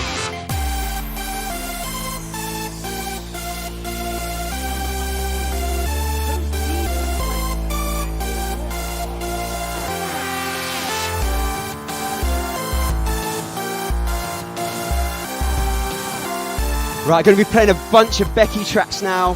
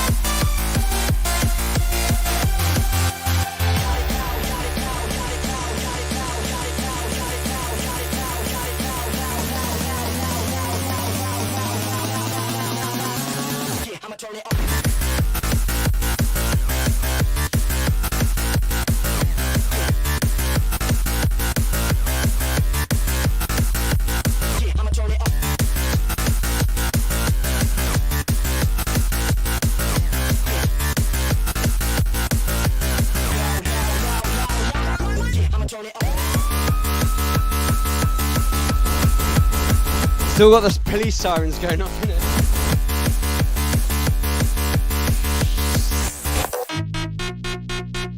Right, this one, Like It Loud. This is probably the biggest one me and Becky did.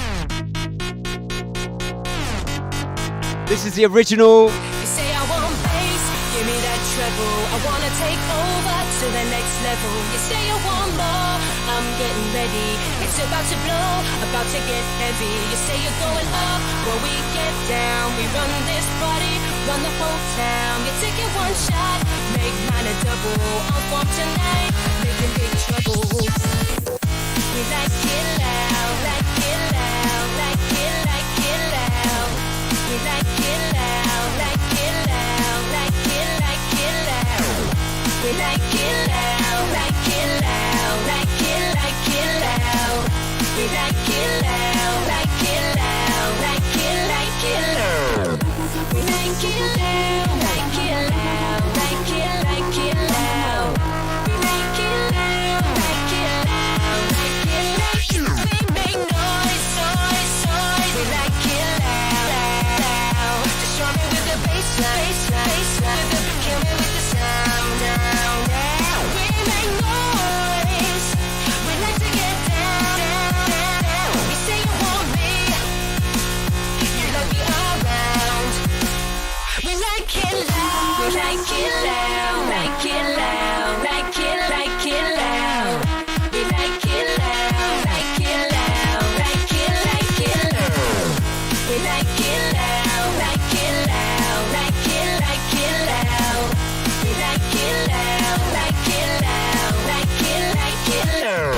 You say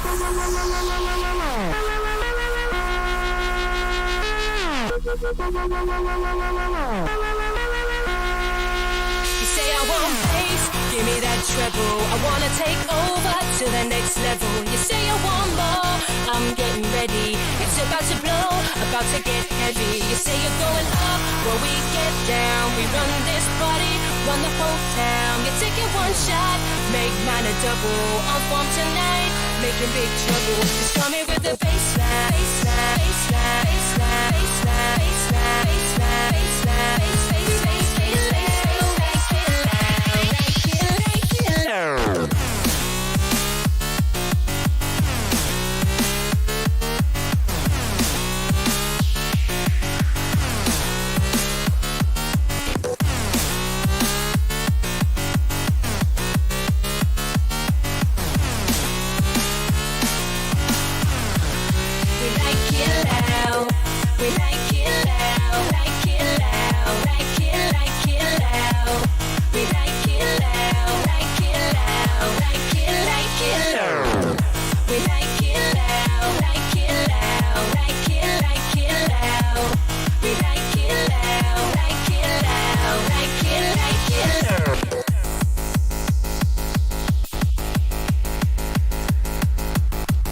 So me and Joe were just chatting about that track a bit behind the scenes, just saying, let me know what you guys thought of that.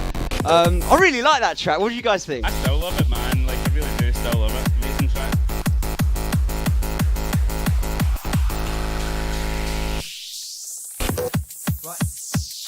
Next up, we've got Dedicated. So basically, let me wind this back. After these kind of tracks here, I took a year out, really, because... Oh, yeah, remember yeah. that, So I think it's important to talk about. So Indeed. after those tracks here, I'd signed to Lethal Fury. Everything's going great. Had I won awards? Have we done awards yet? Yeah, no, but you definitely won awards. We've done awards. Okay, so we've gone part... Do you have... Okay, we'll come back to that. So we've done the awards. Lethal Fury obviously won like 12 awards or something enormous at the Hardcore Awards, obviously. You got your awards there? Yeah. I'll get let me grab them quick. You grab them. I'll chit chat. So yeah, Alex got best break. That was the year we cleared up, didn't we? We won tons, man. Alex won best breakthrough DJ. I think Mayhem won best breakthrough MC. We won best set of the year. Oh my god, fucking hell, he's just trashing the place. Ruining Joe's studio. There they are. There's the awards.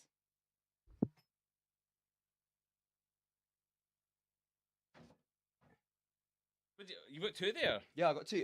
Because Oh yeah, best breakthrough DJ and best breakthrough producer as Yeah. well. Because that's the thing. Because I wanted to win both. Yes.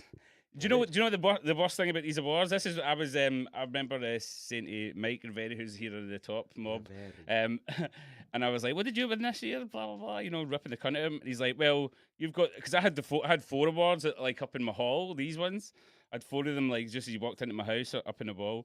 And he was like, "Yeah, so you've won all these awards." He said, "But look at the flyer." He says, "My face is there, Cuts is there, Gavin." He's like, "Your face is covered over." To be honest, I've had this since 2013. I never knew that was Joe. I didn't until Mike said it to me. I was like, "Oh fuck!" I took them all down that day.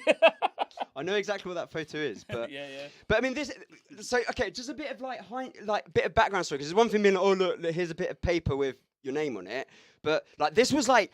I tried so hard for doing this. I mean, this is why the album eventually got called Dedicated, because like all up until this point, I've been very like entirely dedicated to doing music and pushing myself. And as you can kind of hear, like the progression didn't happen without trying. Like the only reason the tracks got better is because I was trying very hard. Like I remember on that feeling tune, for example, the one I sent to Robbie Long. I remember spending 4 hours like just on the kick and bass, just like trying to get it right, and it was still not right. Like you just got like I put a lot of hours into it. So to win this award, and then also to win the producer and the DJ, I personally was really happy with that. It was great to have like people actually vote for it. Validation, isn't it? It was validation, but it was also like. But it's something like, I mean, I was obviously screaming that about you anyway, because I remember saying like, if you don't fucking win these, like I'm going to fucking go crazy. Like I was going to like march down to Slam and Vinyl offices and kick up a fucking stink. And we do have footage of the awards on here actually. Should we show? We do have the awards. Yeah, we've got that on YouTube, no? We didn't have that one ready to go. Oh, apparently we've not got it ready. Oh. Is that the one where you're? Yeah, I've got one about. Gamma. No, That no, one? that's not that one. All right. What one is it? Go Let's on see the if we can YouTube find and it. you'll find it. Go on the YouTube. Because there is quite a nice moment with me and Joey. Because obviously Joey was reading out the awards, and I don't think he knew until the very last minute. But I'm backstage, and I'm with Becky, and also as well, we've played a lot of those Becky tunes. But I have to say, like, What am I searching for? just go to my Alex, Okay. and then it's. Oh, no. One thing I have to say about Becky as well, like she's very much like a very good friend of mine, but also like really fulfills the archetype of the older sister to me. Like we're literally like younger brother, older sister, and this is why I think we work so well in the studio as well, because we can just like be quite honest with the tracks that we're talking about. Yeah, This one? yeah, that one there, that one. West Hardcore was. Thank you. Oh, there we Yeah, go. yeah. So Joey's got this to put up on the screen. This is the actual footage of what we're talking about. Talking about winning the Hopefully awards. you can hear it. Let us know if you can hear it in the chat. Yeah, yeah, let us know, Uh, let us know. Put it back to the beginning. Here we go. Right, boom.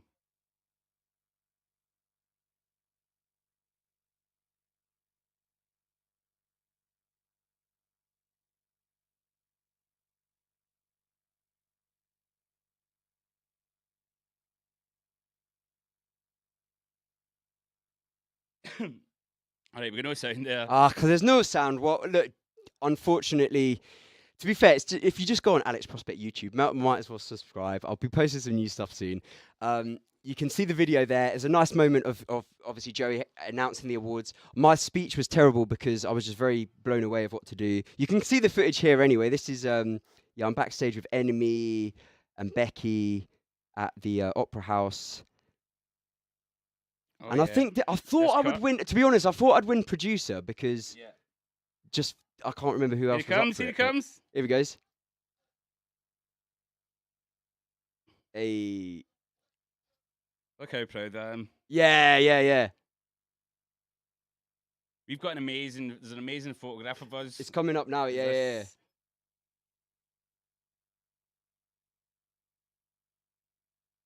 Oh, That was a special. good day, man. This is why we do music, you know? This is very fun. Hey, there we go. That picture, yeah, honestly, got your face. Yeah. I got two. Best break for Yay! See, this makes me very proud, and thank you. Also, as well, like if anyone tuned in, voted for me, like I do really appreciate that. That's very like thank you for that. That was a very enjoyable moment of my life. Yeah, and it was not validation just for you. It was great for me to see someone who I believed in, get what I thought they deserved, but he deserves so much more. And he's here with us now, and he's going to continue playing for us. Yeah, so just to pick up where we were, because we got off on a bit of a tangent. So after we won the awards, Lethal Fury cleared up. Won all the awards. We did that Like It Loud tune that I think could have been on the radio with a bit of a better production, whatever. My gigs were still the same. Like it wasn't like I was getting any higher up on flyers. It wasn't really like. It was a difficult time, though. It was a difficult time. I'm not. Although this isn't me blaming anyone or being, I should have been.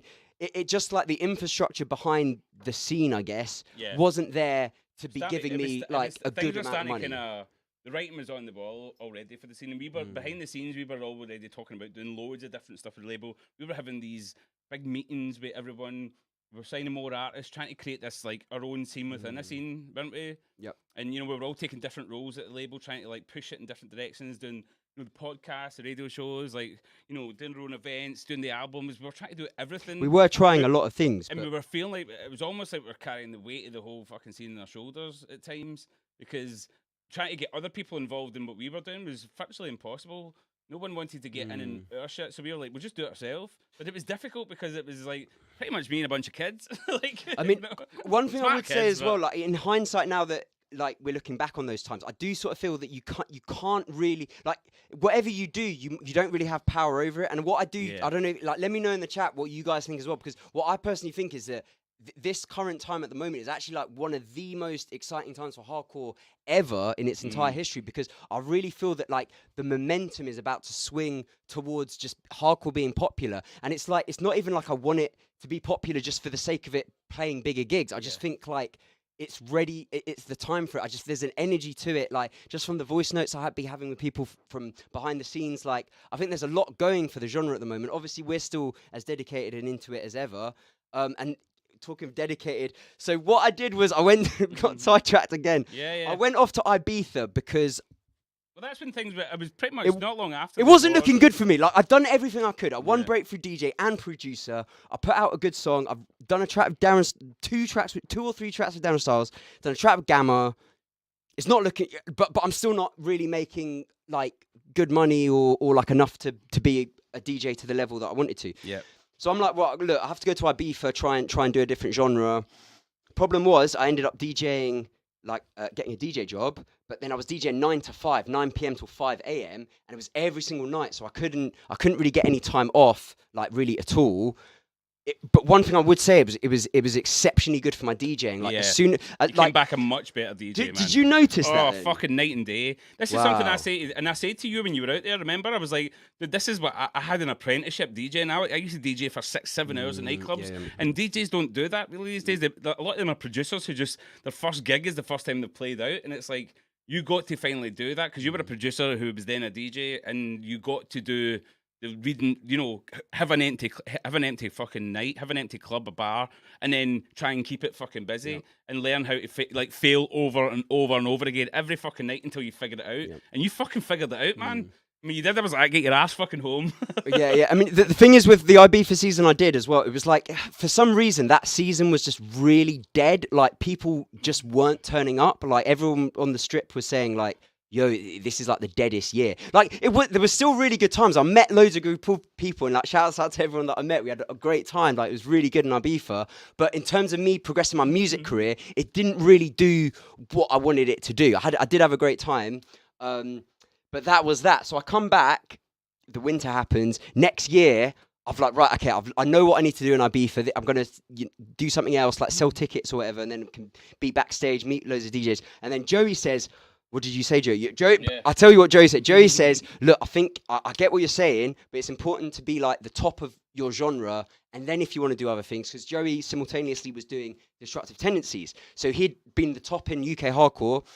And then now it's like, right, I'll do Destructive Tendencies. And then within like a year, how long did it take you to make it in UK hardcore? Like 10 years? Fucking a long time, man. I mean, I've been doing it since 1994. And it was... Wow. I mean, like I showed you some flyers today from 2004, and that was me broke through. I mean, I broke through 2006 when I won Best Breakthrough DJ. So yeah, that was 94, 2004, 12 years before I even got to breakthrough stage, and that's me on like £100 a set. You know, that's. I mean, you say breakthrough, but I mean, you're playing slam and vinyl, but you're not making enough money to live on. Like when you think about it, if you get £100 a weekend. And you're working all week, like 60, 70 hours in the studio, then you do one gig and you get £100, and then you're supposed to pay your rent, your fucking food, everything else. And I would also say there are like other external factors like playing into it as well. For example, like other genres, like if you're just a house DJ, I'd see people kind of what I would feel would be like on the same level or like worse musically, not even as a cuss, but just kind of obviously.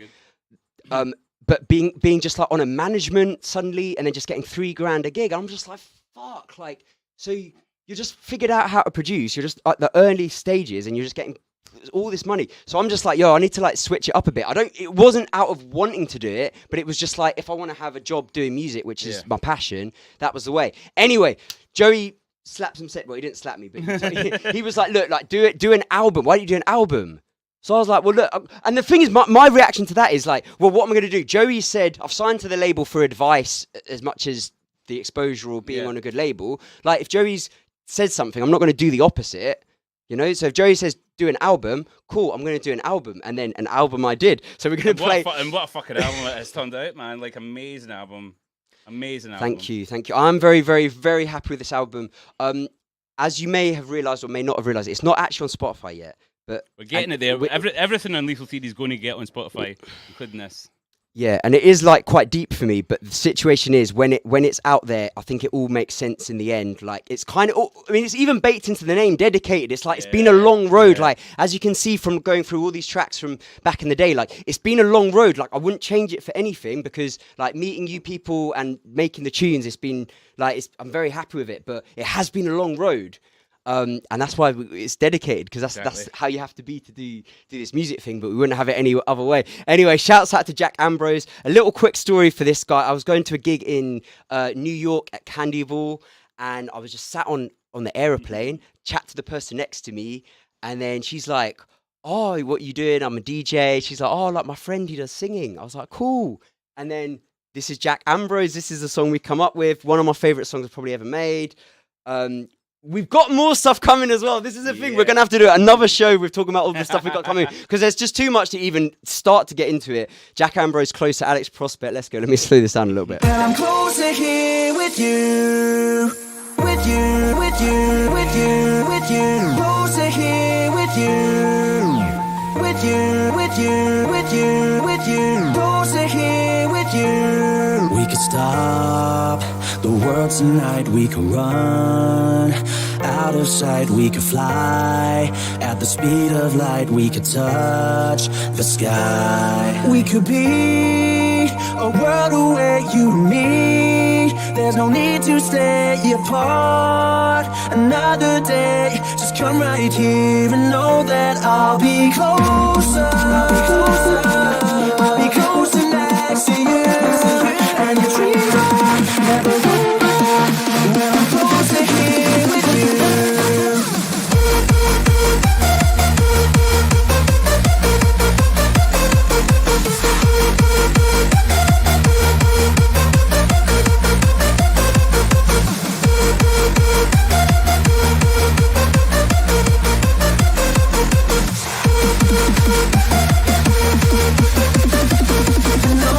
I'll be closer. I'll be closer next to you. And your dreams are never over when I'm closer here with you. With you, with you, with you, with you. Closer here with you. With you, with you, with you, with you. Closer here with you.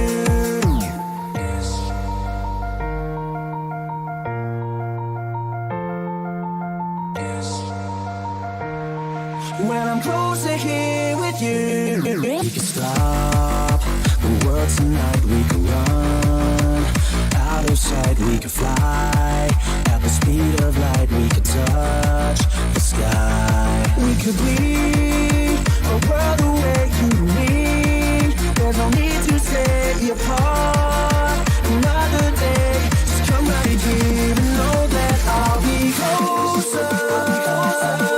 I'll be closer next to you. And your dreams are never over when I'm closer here with you.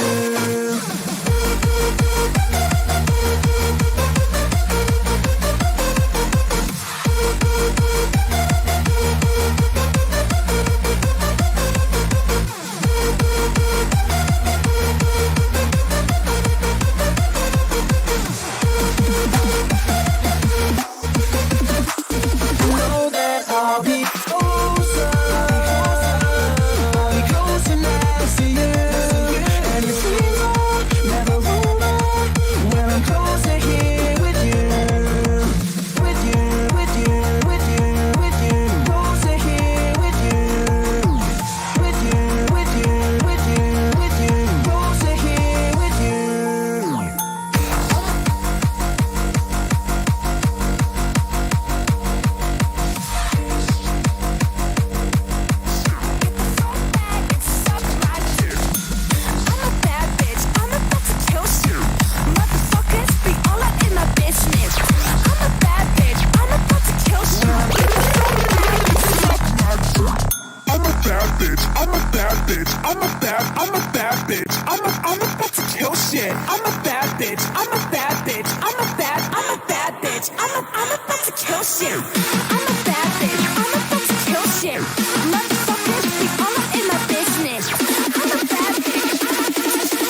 Get the fuck back and suck my dick.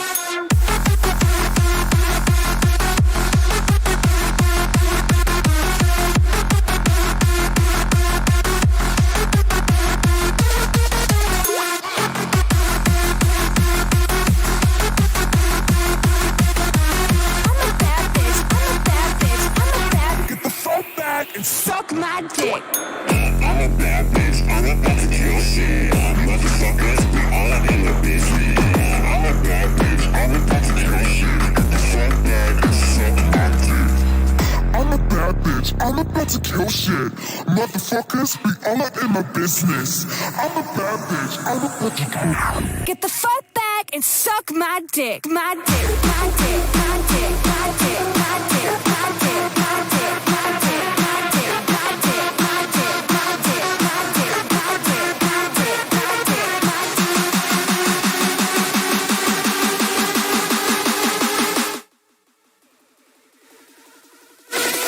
Get the fuck back and suck my dick.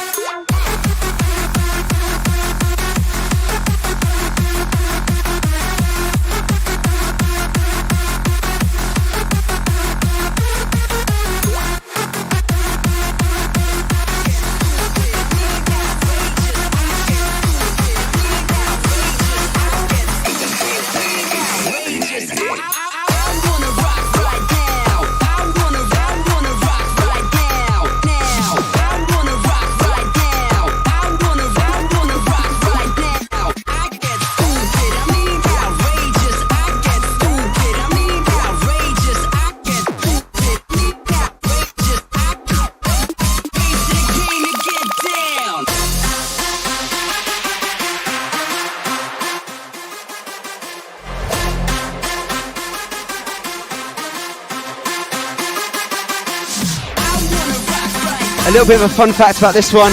This vocal took so long to get right. I literally tried 5 different vocalists. I rock the bass and I came to get down.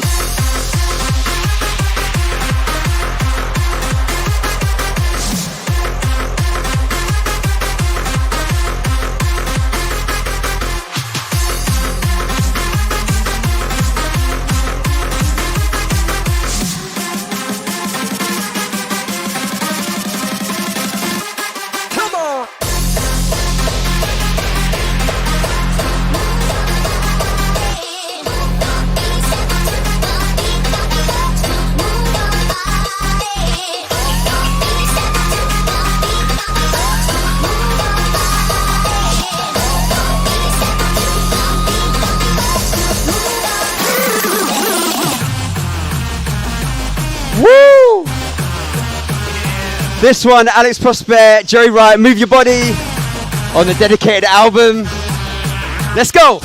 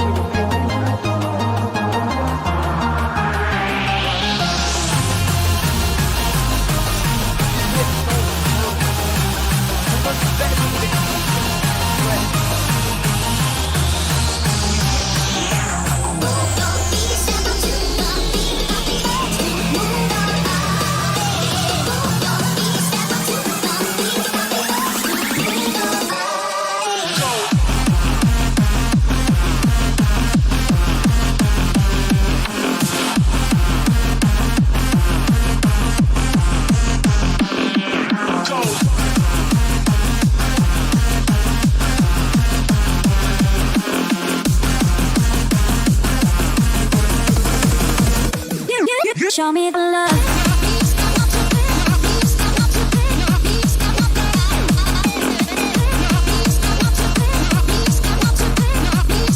Show me the kind of love.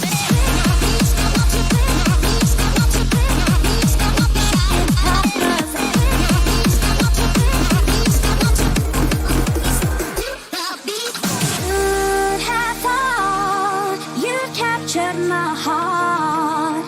Wasn't looking for love, then you turn the heat up, and you show me the colors of your heart. You show me, and you show me the colors of your heart. You show me, and you show me the colors of your heart.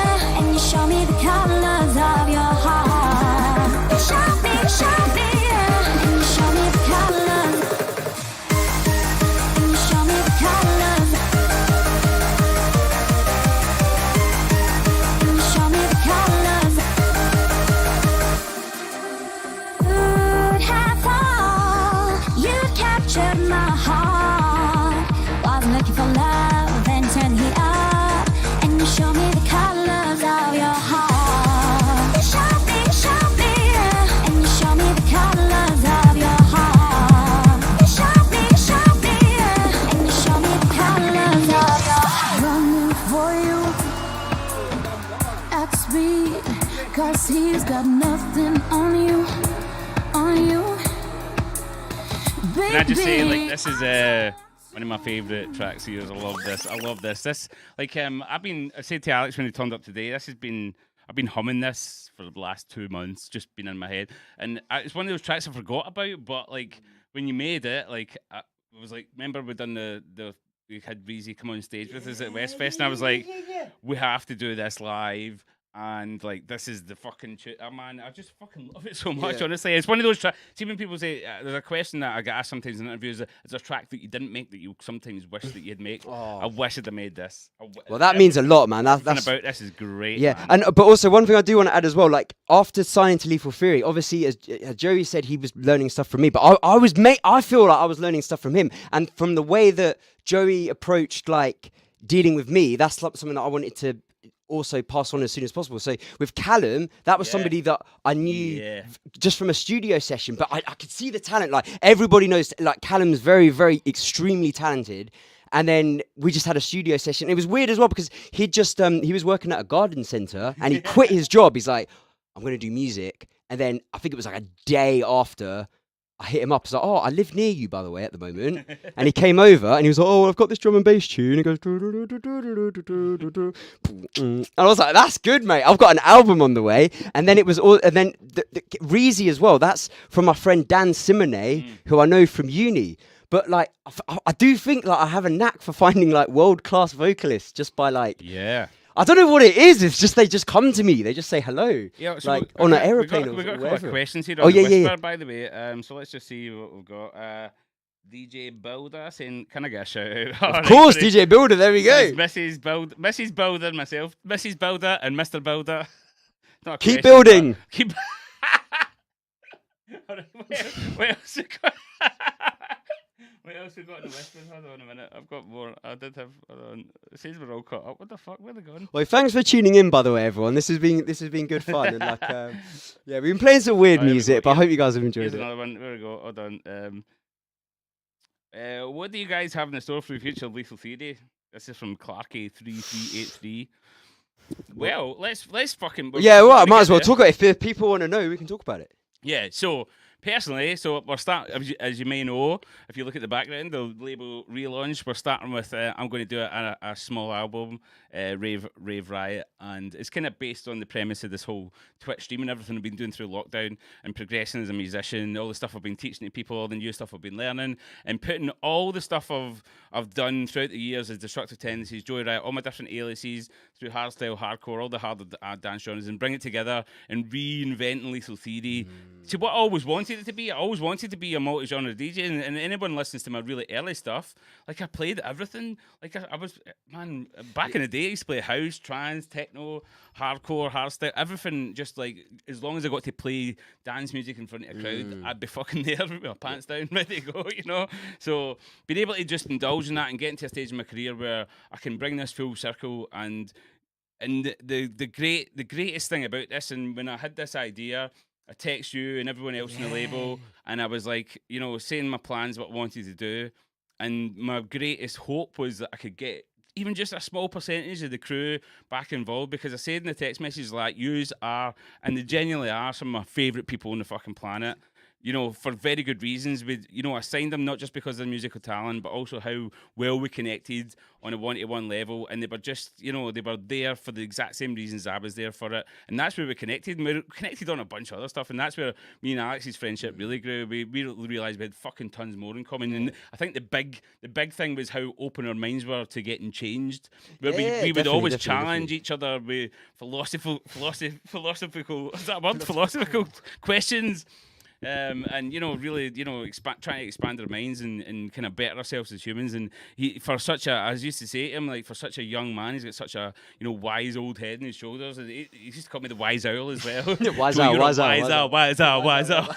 Obi's a wise owl as well, isn't he? Obi's wise owl, yeah. Shout out to Obi. Shout out to Obi, yeah. Smashing the artwork. Also, big shout out to Obi as well, because obviously he's been part of the artwork for Lethal Fury as well. And like, for the dedicated artwork, I was literally so happy with what he did. It was just 100% exactly what I wanted. Obi, like most of anything you see in the hardcore's height, the flyer wise, was him. And from Core Magazine to, I was one of the first people to give him a break at doing stuff and music. He'd done all the start of the Lethal Theory stuff. He'd done Core Magazine with me back in the day. And he was just another really wise person who's feet in the floor. And this is the thing, we had such a great group of people round about us. Yep. And I know not everyone's going to come into the fold. We've seen Kurt's creep back onto Facebook recently, which is fucking cool as fuck. I've been chatting to him on the phone. Mike Riveri's he's smashing it anyway. He's not stopped. Alex is back in the fold. Spyro's been doing his thing. We've got, hopefully we get more people involved. The more people, the better. But all I want to do is just create something fucking new and going forward. And anybody wants to come along the ride, then fucking come with us. Alex Prospect, what you fucking got? Well, we're just gonna go back to Watch Me Run Callum Higby, because that's the other guy. Yeah. That's the thing. It just keeps going. Callum Higby, one of the best ever. Like people, he was asking about what else is new. I think you're gonna have to tune into the next show, because the amount of things that I have to tell you we can't really even get into it, because the thing is, I've had to cut this down. I've already told you. I'm already cut this down from like 1.3 days worth of music to get this down to like this already going over the time planned show. And don't forget, PayPal prospect@lethalfury.com, £25, and you get the Alex Prospect Legacy Pack of absolutely everything ever. It's going to be like 400 tracks or something. So everything we played today, plus unbelievably amounts more. So that's the way. Right, Watch Me Run, Callum Higby, Reezy. Let's go. Running for you at speed, 'cause he's got nothing on you. Baby, I don't want to misinform you. You know that I adore you. Is it your intention? Seeing you so clearly through crystal air, colors and emotion running through me. Now you got me standing here.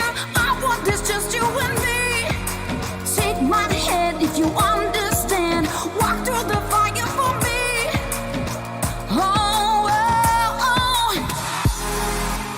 Watch me run. I've never been the type to wanna hurt no one.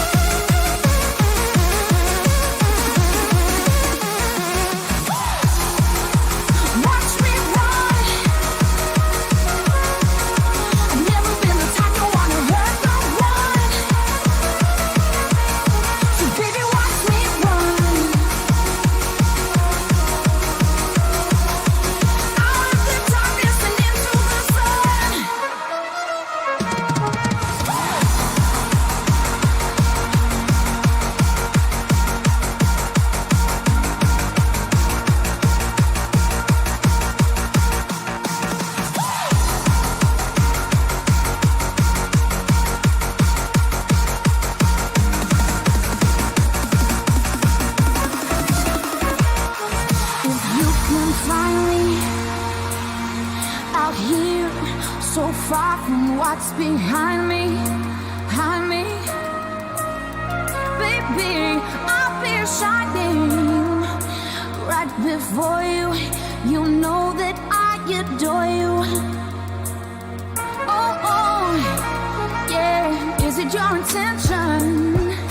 Seeing you so clearly through crystal air, colors and emotion running through me now. You got me standing here. I want this just you and me.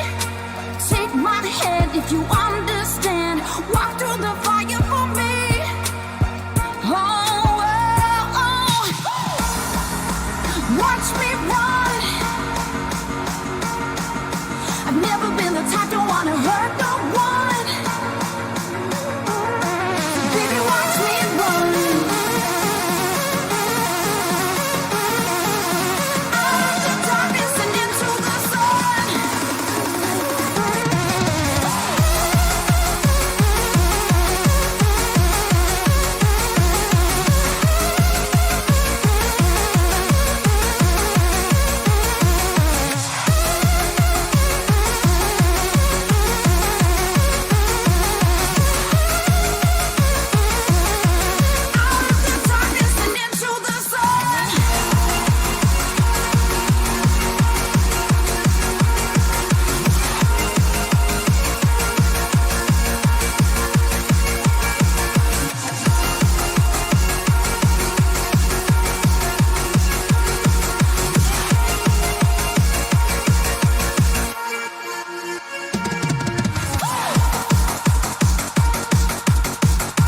Oh my goodness, right, both me and Joey absolutely loving that track. Wow. Shout out to Rezzy and Callum Higby. Yeah, We always say yeah. Rezzy's name wrong. I'm very sorry, Katie. Breezy. Reezy. That's definitely one of my favourite songs. We've got one more track from the dedicated album to play. Let me wind this down quickly. Right, so this next track, this is the end track, I Don't Blame You. Originally, when I was making the album, I thought that after I made Watch Me Run, I thought that would be the finale for the album because it had like a very epic sound. And now I'm just going to get quite real with you. So when I was about 15 years old, my dad died. So this song is about that whole situation. This is obviously a very difficult subject to deal with as a musician, because, well, as anyone, but because it's very, because also my personal situation with, as soon as it happened, I never cried about it. I was like very like trying to be strong, and as the oldest son, I was like the man of the house straight away. So I never ever cried about it. I kept very, very strong with it. Well, strong. It wasn't really very strong with it, but this song is like all about that, because a few people have asked me, like, oh, what's that song about? And I was like, oh, it's because of my dad and his struggles with that, but it's also like the coming of age and the recognition that, like, I don't blame you. Like, now that I'm older and I understand what it was actually like, you know, living a life not made for you but made for someone else, as you hear in the lyrics. I get goosebumps thinking about it because it's true, you know. That's when I think that's why I made that song, like, I don't blame you. But then what I love about this song as well is because the album was already called Dedicated way before that, but then by the time I put this song at the end, it makes the whole album dedicated as well, because it's like dedicated to like, I guess, like, to my dad, because I wouldn't do music if it wasn't for my dad. Like, it's very complicated situations, and I think that, you know, families in general are very, very complicated, and I think this is something that a lot of people can relate to. It's not like this is some extraordinary story. Like, I think this is, you know, quite normal in this day and age. But the thing with this track as well is, like, I think people can take their own meaning from it when they hear the lyrics as well, because there's a track I wrote about my dad passing, and like 0 people knew what it was about, because I kept the lyrics pretty vague, you know. They made sense to me, but when other people, they took their own meaning, and I had people come up to me and say, I think it's about this, I think it's about that, and I'm like, well, you're that's fine as well. I'm not going to say you're wrong, because, like, if you get that meaning from it, then fucking great, like, you know, because I kind of tried to make it like that. And when I heard this, like, I thought it was a great song, and then when you explained to me what it was about, I was like, oh wow, it fucking got really, like, it hit me, man. I was like, oh shit, geez. Because obviously, like, I'd been through a similar situation, you know. We've got real parallels with how our fathers were and stuff like that, and, you know, obviously both passing away. So it was like, fuck. Oh man, like, you know. But one thing I would say about this song as well, like, because I don't really, like, you might know, I sing on tracks, but I don't really do it that often, and like I can't sit down and just write a lyric. Like I'm not one of those people. Like I can write a melody, I can make a tune, but I can't write a lyric. It has to be something that is meaningful for me to perform it. I literally cannot sing it if it's not something that's meaningful or something that's got like passion to it. And what I do really like about this track is like I feel this was made so quickly, and like one of the lyrics as well, it's like trying to put this down, and music has taken years. Now I can't see the page through the tears, because I never cried about this before, about my dad passing, but then I started writing about it just out of the blue for no reason. And also I have to shout out WizKid for this as well, because I had the piano, I'd written the piano, and then I had kind of had and I remember as a young kid growing up, some things were going tough. And I did the Lord. So I had that kind of melody going over. And if you hear in the song where it's like, and I remember, there's one little bit where it's an actual like homage to WizKid's bar on that, like just like a little like nod to that, basically. But yeah, it just all come out of me. I mean, the whole song was written in like under 20 minutes. It was written basically straight away, because I was just writing what was happening, like, you know what I'm saying, like trying to put this down in music has taken years. Now I can't see the page for the tears. And before I came here, I went and got some flyers from like my mum's house, and I was looking for some of the lyrics, because I have actually got the lyrics for this, and you can actually see like where the ink is like blurred. I couldn't find it, Joe. It's probably in the loft. Man. But look, all it is like, look, imagine it's here. It's just some paper with like terrible handwriting, and then it's just a bit blurred because my handwriting's not very good. So, but look, it's the lyrics there. I think that's everything to say. Yeah, I don't blame you. Let's go. Yeah, hopefully that clears things up for you guys. Yeah, I'm very happy with this song. And one other thing, fucking play it. It's hard to let go. It's hard to let the feelings show. And I remember trying to find all the reasons why. And if I could go back with all the things I know now, I wonder, would things be different? Could you still be around? Trying to put this down in music has taken years. I guess I wasn't ready. Now I can't see the page through the tears. I know you're proud of me. Wish you were still around to see me making it in music, becoming the man I wanna be. And I don't blame you, but I wish it could be different. I wish I could have saved you, but there was more that was missing. And I don't blame you, but I wish it could be different. I wish I could have saved you, but there was more that was missing.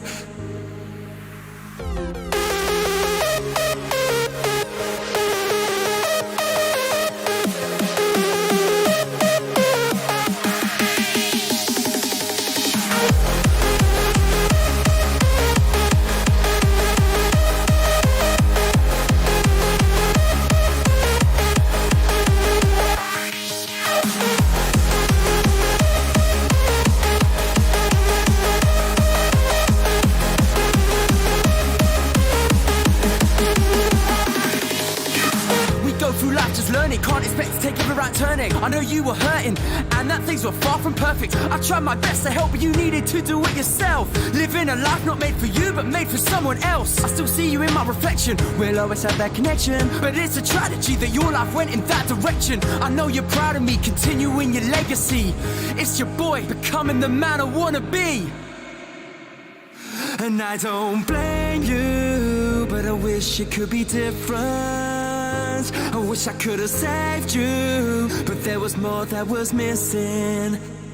And I don't blame you, but I wish it could be different. I wish I could have saved you, but there was more that was missing.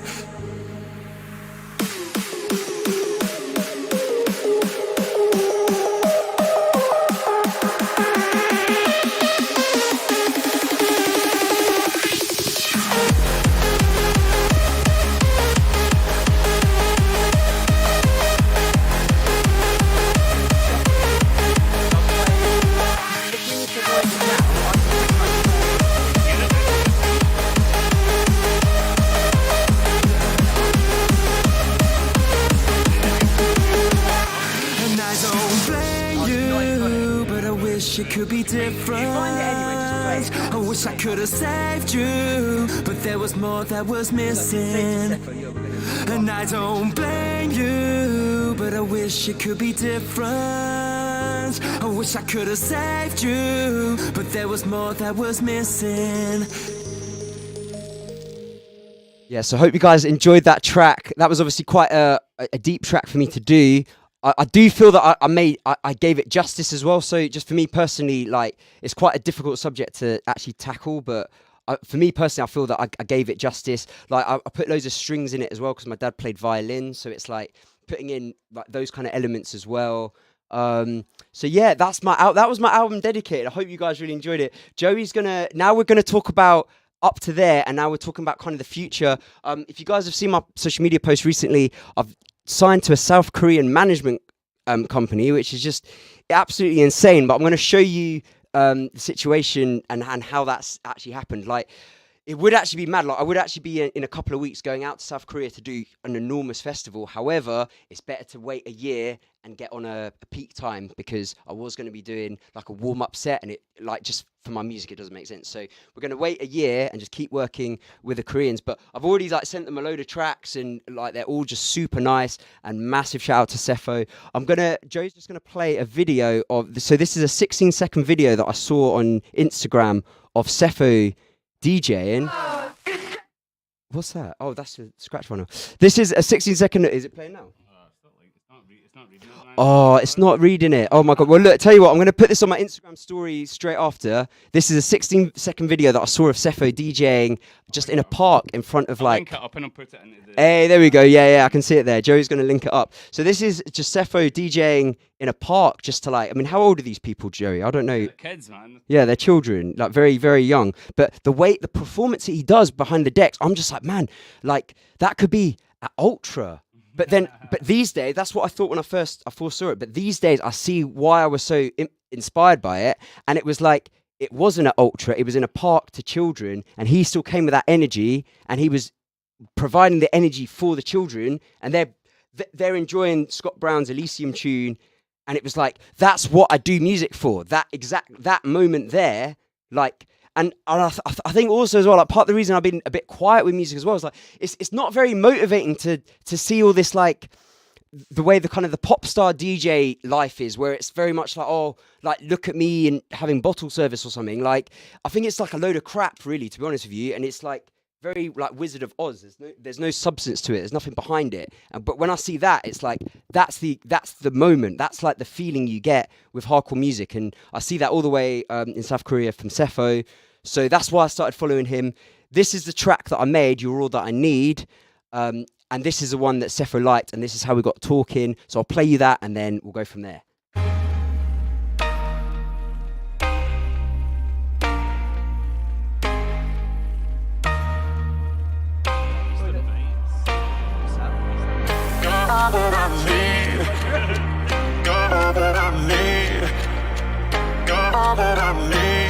I'll be standing there by you.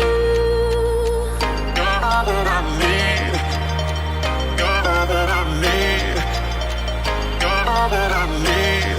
I'll be standing there by you.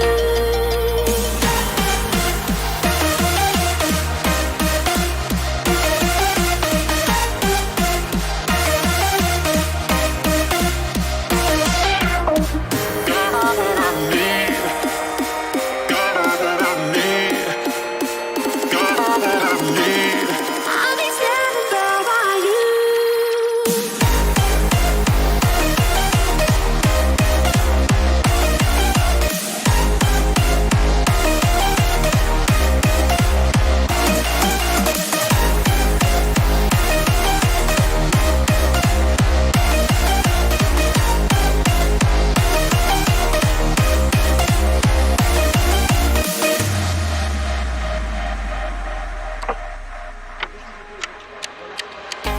All that I need, all that I need, all that I need, I'll be standing there by you. all that I need, all that I need, all that I need. I'll be standing there by you.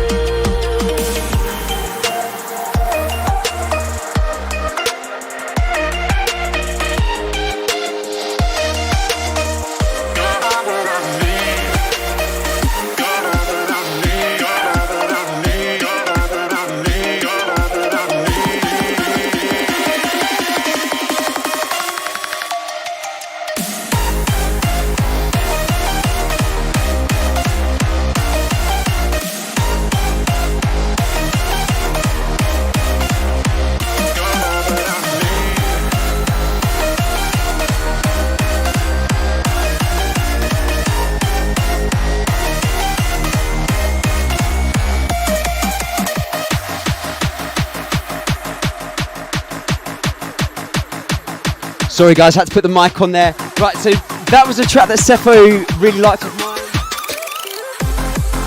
And this track is the one that we did together.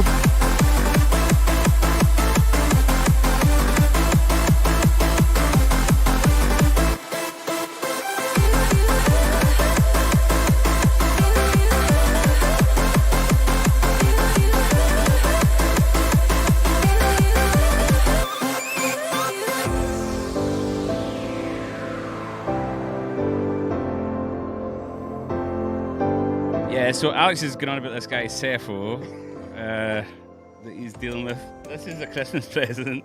Is it a Christmas present? Yeah, Christmas present. It's the biggest mouse mat on earth, and it is. Was it Michelangelo's painting? Yeah. So Michelangelo is God is passing. You need to move it back. That's Alex in God's position. And then he's passing a USB to say, move it to that way, to this way. Yeah, other way. We can see there's Cepho, like we're naked with a Pioneer CDJ on his crotch. As the God Alex passes him a USB stick. Fucking amazing.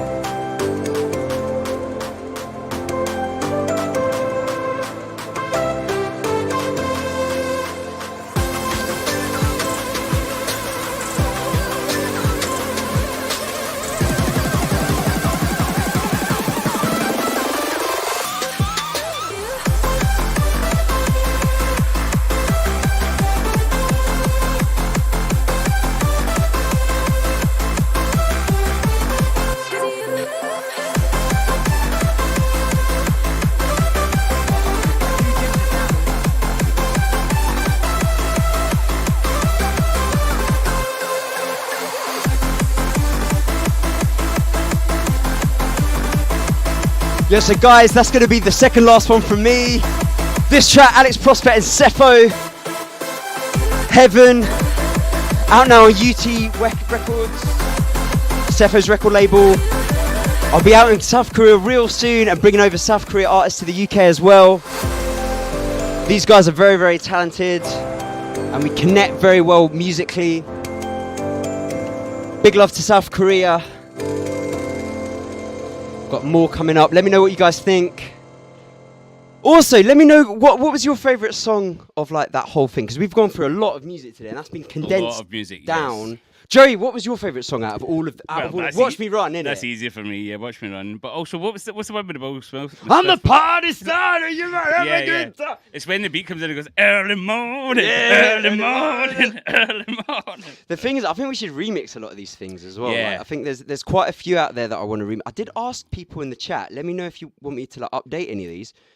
Yeah. As far as I saw, nobody was like, oh, this one, so I don't know. Yeah, but this is, do you know what? We We spoke about this kind of off camera, almost off microphone. Is like, would you remix? And sometimes, like back in, if even a couple of years ago, like if someone said remix this tune or that tune, I'd be like, do you know what? Like, don't touch it. But now I'm really confident in my abilities that I'm like, I fucking take anything on. Yeah. Like, see, Another Side, for instance, I didn't want to touch that. I always wanted to remix it, but I was like, fuck that. Like, I'll just ruin that. And then I was like, I'm ready. Yeah, no, I really like your remix. Like, I'm ready. And also, I must say about Joey Wright and Mike Riveri's latest track out on Electric Fox. Like, You've been saying that all day, haven't you? Like, yeah, because I've had it on my TikTok as well. I've got it saved to my favourites there because I'm still learning. Follow me on TikTok, Alex Prospect. But that track, that I feel like you've hit like a level of production that's just like, I feel everyone's doing this as well. They're like Jacoby's new production, like the whole. This is what I'm trying to say when the hardcore is like not even trying to hype it up unnecessarily. Like, it just is coming back, and like everyone's just on their A game. So that's, oh my goodness, I'm just too excited. Right, we've got one more song to play. This song, I really, really like this song. And don't forget, this will be out on the Alex Prospect Legacy Pack. Yeah. All you have to do, PayPal, prospect@lethaltheory.com, £25, and then I will send you directly the Alex Prospect Legacy song, Legacy Pack. It's going to be every single song. A day and a half of music. It's like a day and a half of music. It's going to take you so long to get through it all. And also just send me a message on PayPal as well, just when you're sending it through. Just let me know just what you're about, and it'd be great to have a talk to you. I feel that's a bit of a better way of having like a connection with people. Yes. Exactly. That's how I started. This is how I'm moving on with it. DJ Para doing right now, so you got at least 25 quid off this stream. Thank you so much. At least I've made 25 quid. Also, I'll pay for your petrol. One thing I have to actually be honest about as well, like obviously with the, like it does actually really support me. Like you might think, oh yeah, Alex Prospect got loads of money. I don't. Like, yeah, none of us do. Why do you think we're doing Kickstarters and shit? Like it's hard out here. Like it's very difficult. Like, but so honestly, the support is appreciated. It really is, man. And also as well, like on the real as well. Like why did I go Ibiza? Because the hardcore scene not really paying that well. Do you know what I mean? But if it was paying, then we would have had a whole summer of Like It Loud type tunes. Yeah. Luckily, Joey said, "Oh, do an album," so I did, and then we got dedicated. But if Joey didn't say that, here's a story. So I'm going to try and omit some names, but I had a talk to one of probably think of the top 3 ever hardcore DJs. I'm not going to go beyond top 3, but think of the top 3. And one of those top 3, we were in a deep, maybe 3 or 4 hour phone conversation all day, and he said that he was playing an event quite a number of years ago. This is when Slam and Vinyl was at Bagley's. So this is before they went. This is before they went big to like arenas and stuff. This is when they're in clubs still. And Andy C, the drum and bass DJ, was playing in room 2, and he was on nearly 3 times the money that the hardcore DJs in the main arena were on. And this is a conversation that transpired in the car park. He was just like, had to move a car and like, I want to ask you guys a question. Like, what do you get your hardcore boys on these days? Yeah, and nearly 3 times as much he was getting paid to play in room 2. And that kind of transfers to, like, I was playing on Westfest main stage. I played after Andy C, and I remember when he was doing his, like, Focus Night and had his own stage and everything. I know he got £20,000 that night. And do you know how much I got? How much did you get? I got 500 quid. 500, yeah. and I didn't lose one person off the audience, not one. No, you probably brought a lot of people to it, yeah. I mean, I don't know what the discrepancy is with that, and like, well, also omitting some names, but you can maybe guess. I don't know. Like, I'm sure you know who it is. Like, there are people making a lot of money, and the people that are like actually making the music, like they don't get a very good deal from it, and this is unfortunate. And I think a lot of it kind of gets transferred onto like how you value yourself, and also how you like you feel like you've been looked after and you want to like help out. And I've always been, me, Alex, like we talked about this earlier when you played the Uproar show. Like you didn't get paid. Yeah, let me get the flyer for this, because this is actually quite a big story. So when I got Alex to play at Uproar, they didn't want to book him. Like fucking no chance. I mean, most of the Lethal Theory guys didn't want to book him. Apart from Kurt, because we came through together. But everyone else, no chance they were getting fucking booked. And I had to take a cut in my money, because I wasn't going to just bring them on and not let them get paid. So I would like get my fee, and then I would take a cut in my fee so they could get paid, so I could get them on the stage with me, so then they could get put in, because perception's everything. So if Alex Prospect's on the main stage of Uproar playing back-to-back with Joey Riot, then people see him, I'm playing, main time, they see him on at main time, automatically, perception is Alex Prospect is, as big as Joey Riot or close to. So I understood that as a label boss and as an artist and a DJ who came through, and there was not many other DJs or record label owners who were doing that kind of thing at the time. So I thought it was mega important for the short term cut to do that kind of thing. Yeah, nobody was doing that. And also, I'd like to add to that as well, that I only found that out like years later. Because I just remember being very pleased. I was like, oh, boom, I'm playing at Uproar. I'm gassed. Like, I'm doing the Room 2 with Joey Wright, headlining Room 2. But little did I know, it was only years and years later that I found that Joey was booked in Main Room. They didn't want to book me for whatever reason. And then Joey had to like take some of his fee just to give me like 200 quid or 100 quid or whatever. And he had to like have a cut from his fee just to get me on. Whereas I think Joey was like saying to the promoters, it's like, look, put Alex Prospect on, like I rate this guy, put him on main stage, give him WizKid or Storm, put him on main stage, and then just keep doing, like do that once, and then just give him normal bookings, and then in a year's time, you have somebody that you can book, and people are going to turn up and go. Nobody wanted to listen to him. They try and like say to Joey, look, you've just got to, Joey had to like take up his own money and just to put me on, and I didn't know. So that's big respect to Joey. I found that out years later, so... But it's a shame that had to happen. Like I would like to see that not happen in the future. Yeah, it was tricky though. Like even when I was breaking through, like I was very lucky in the situation that with Seduction, like I got into the studio with him really early on in my career because he loved the music I was making.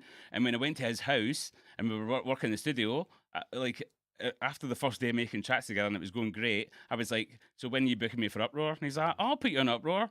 He's like, you can maybe do not this one, but the one after. And I was like, okay, cool. What time am I playing? And he was like proper on the spot. He was like, well, maybe you could play first or second set. I was like, I don't want it. And he's like, what the fuck? But I was like, my feet are under the table. I'm in here. I'm in his house. We've made a track together. It's coming out on his label. I've already done a remix for him. You know, like blah blah. I'm like, mate. I'm either on at 11 o'clock or 12 o'clock, and I want Storm or WizKid. I'm not fucking playing. He's like, you can't just bark orders at me. And I was like, well, fucking, that's all I'm doing. And I was like, you got to book me. And he was like, listen, man. He said, what if you fuck it up? And I was like, I'm not going to. I was like, I'm not going to. Joey Riot. I was like, I'm not going to fuck it up. He was like, do you know what?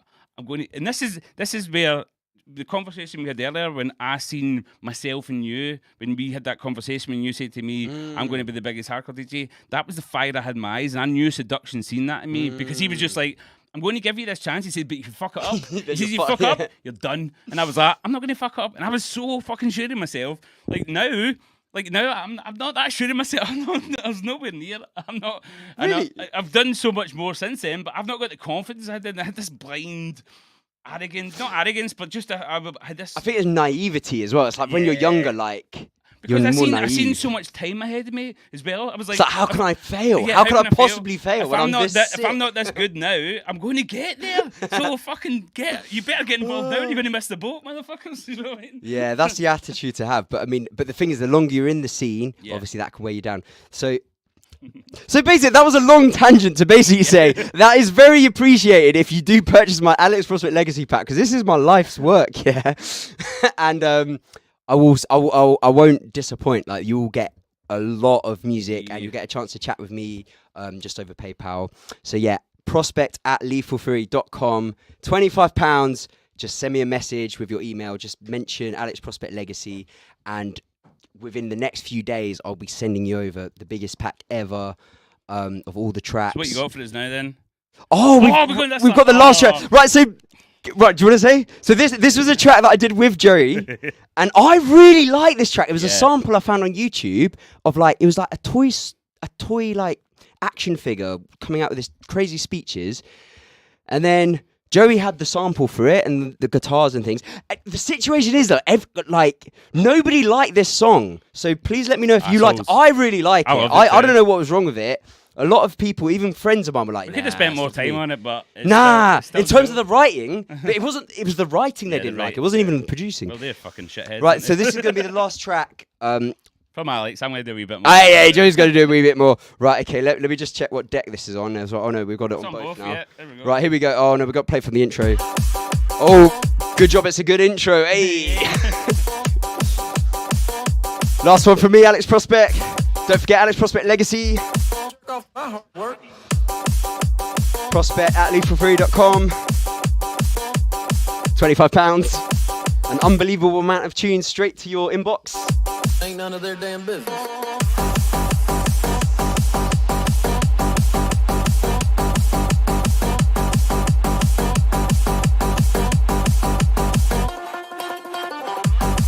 Shouts out to Dark Kaz. Let's get that turned up a little bit.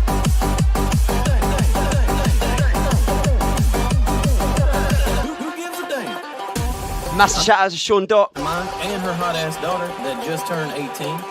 But hey, When you tore up on Cuervo, half naked in a makeshift mud wrestling hole at your favorite four-wheeling spot, shooting for a mama-daughter three-way with 2 consenting adults, might I add. Who gives a damn? Who gives a damn?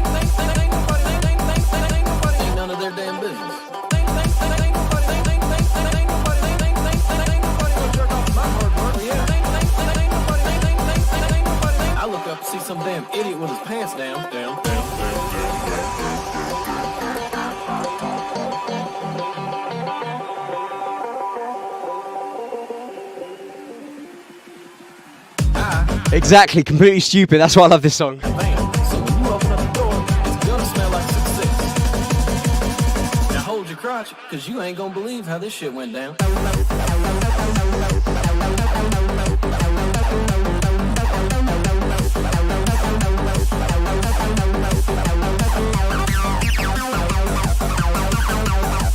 Yo, we've got Jiminy Cricket in the chat.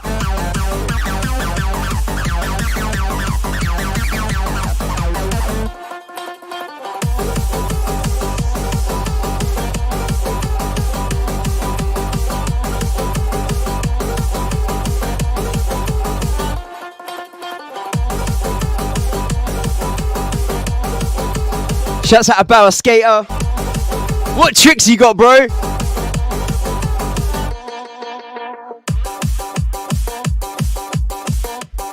Oh my goodness, I think that's the last one for me. Hard work.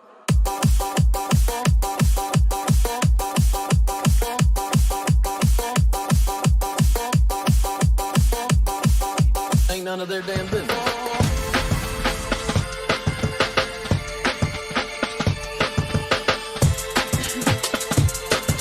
Right, so guys, that was the Alex Prospect section. Thanks to everyone that stuck around. That's been really nice going through my whole history.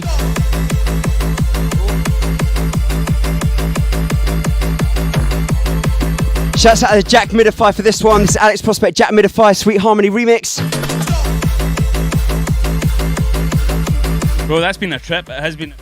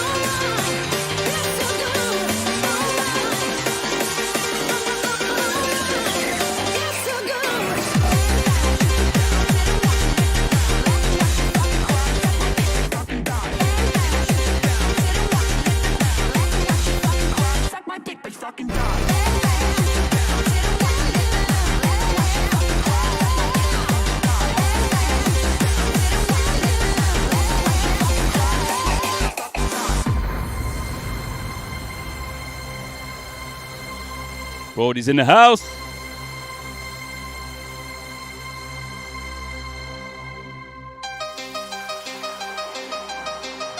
He's already been a daddy's boy. He's just becoming such a daddy's boy. He just clung to me 24/7. Just has to be touching me. As long as he's touching me, he's cool.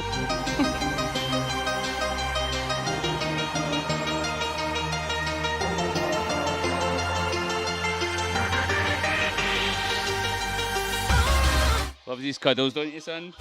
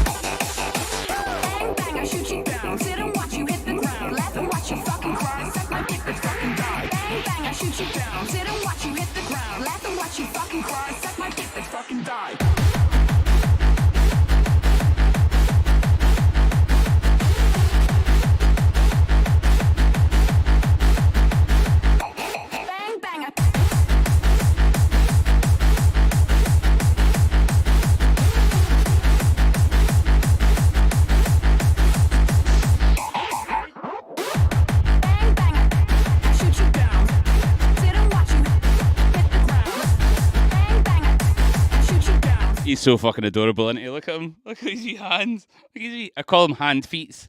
Look at his wee hand feet.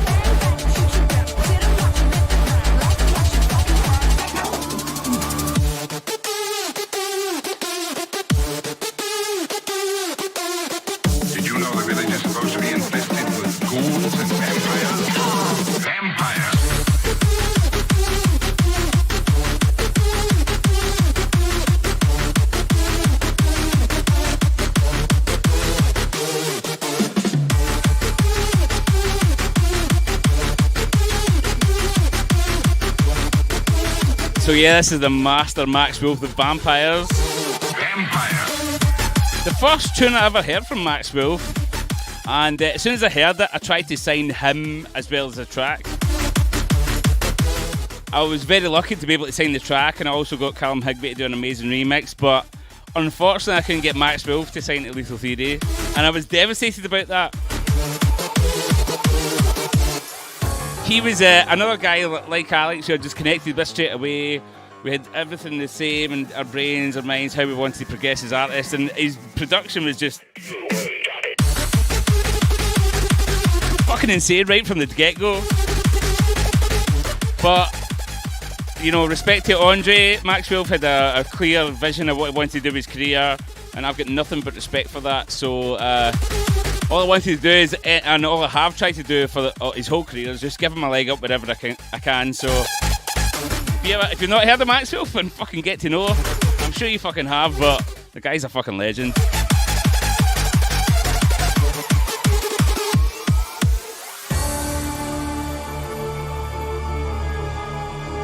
Right up there with my top favourite people on earth. And also an amazing producer. Oh. Not as cute as this wee motherfucker though.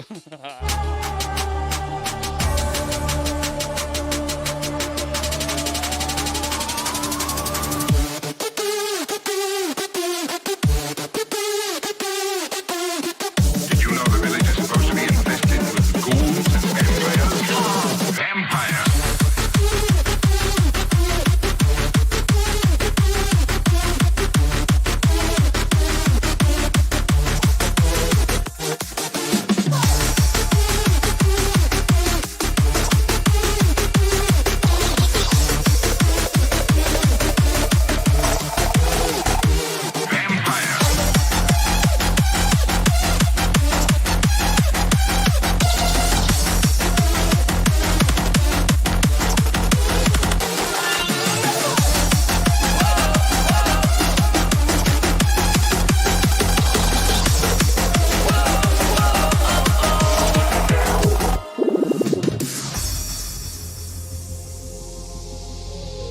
Who can DJ with a dog in their hands? That should be my new live show, me and Brody. It's the start of a new foundation, a kickstart for a generation. We wanna build but we can't decide. We start over, it's a new ride. Cause hopeless minds collide, so we feel change tonight. We're standing side by side, building a new creation. Building a new creation. Building a new creation. Building a new creation. We're building a new creation.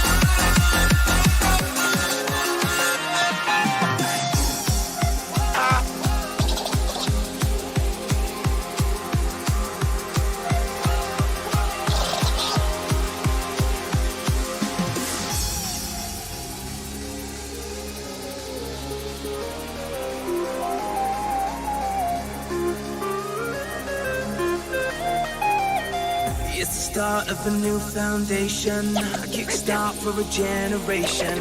We wanna build but we can't decide. We start over, it's a new ride. Cause hopeless minds collide, so we feel change tonight.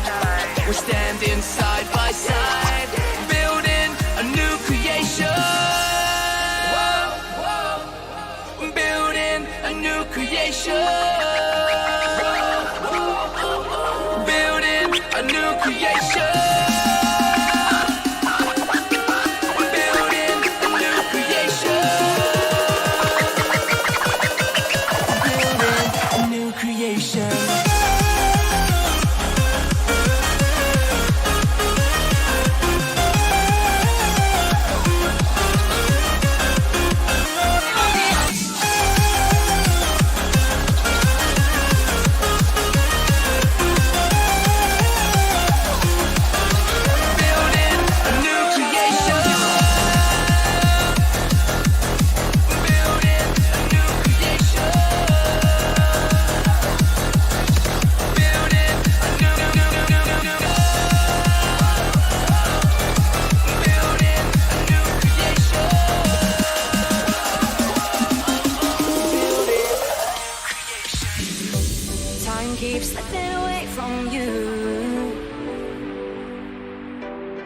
Feelings are spiraling out from my Yeah, can I just give a shout out to my Japanese signings You don't know what you gotta do. who are both sending me new music. You feel the beat. In Project and Relect, I've got some amazing new music. This is Relect Close your eyes and know. with his amazing track that was out on Lethal 3, Close Your Eyes. Don't put on a show. He's got some badass new music on the way, man, honestly. It's so fucking cool. Be okay.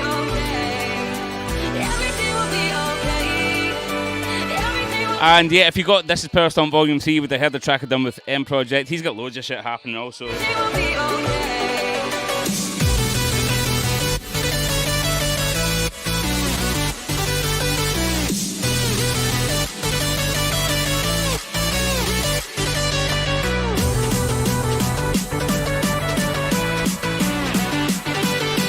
Everything will be okay. Everything will be okay.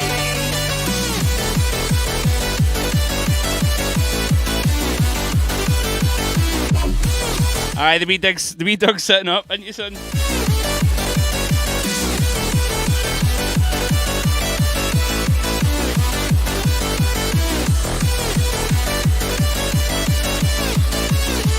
Just close your eyes and know everything will be okay. Don't put on a show. Just say that everything will be okay. Everything will be okay. Everything will My doggy's tired, so I'm going to play one more and then I'm going to call it because, yeah, he's the most important thing now. everything will be okay. It used to be success and being on the big stages, you know, I want to play at Dominator, I want to play at Massive Hardcore. Now it's like, I want my dog to, you know, I want him to be happy. Look how cute he is.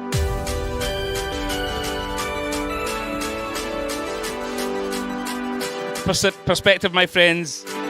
You get something you truly care about, everything else means not a lot. And know that everything will be okay. Don't put on a show. Just say that everything will be okay. Everything will be okay. Everything will be okay. Everything will be okay. Everything will be okay.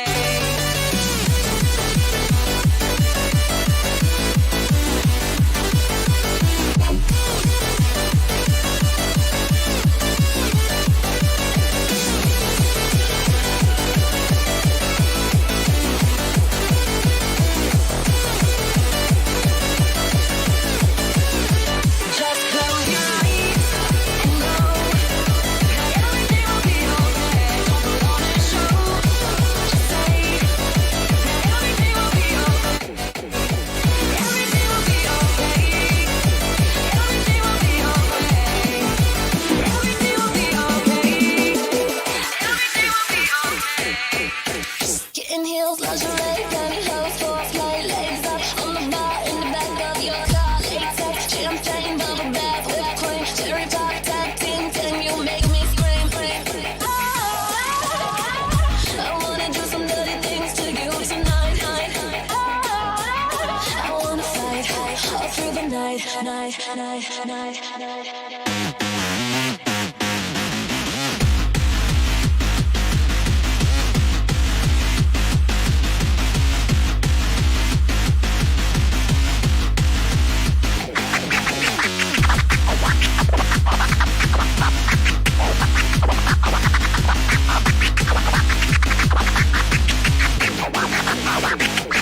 Dirty talk.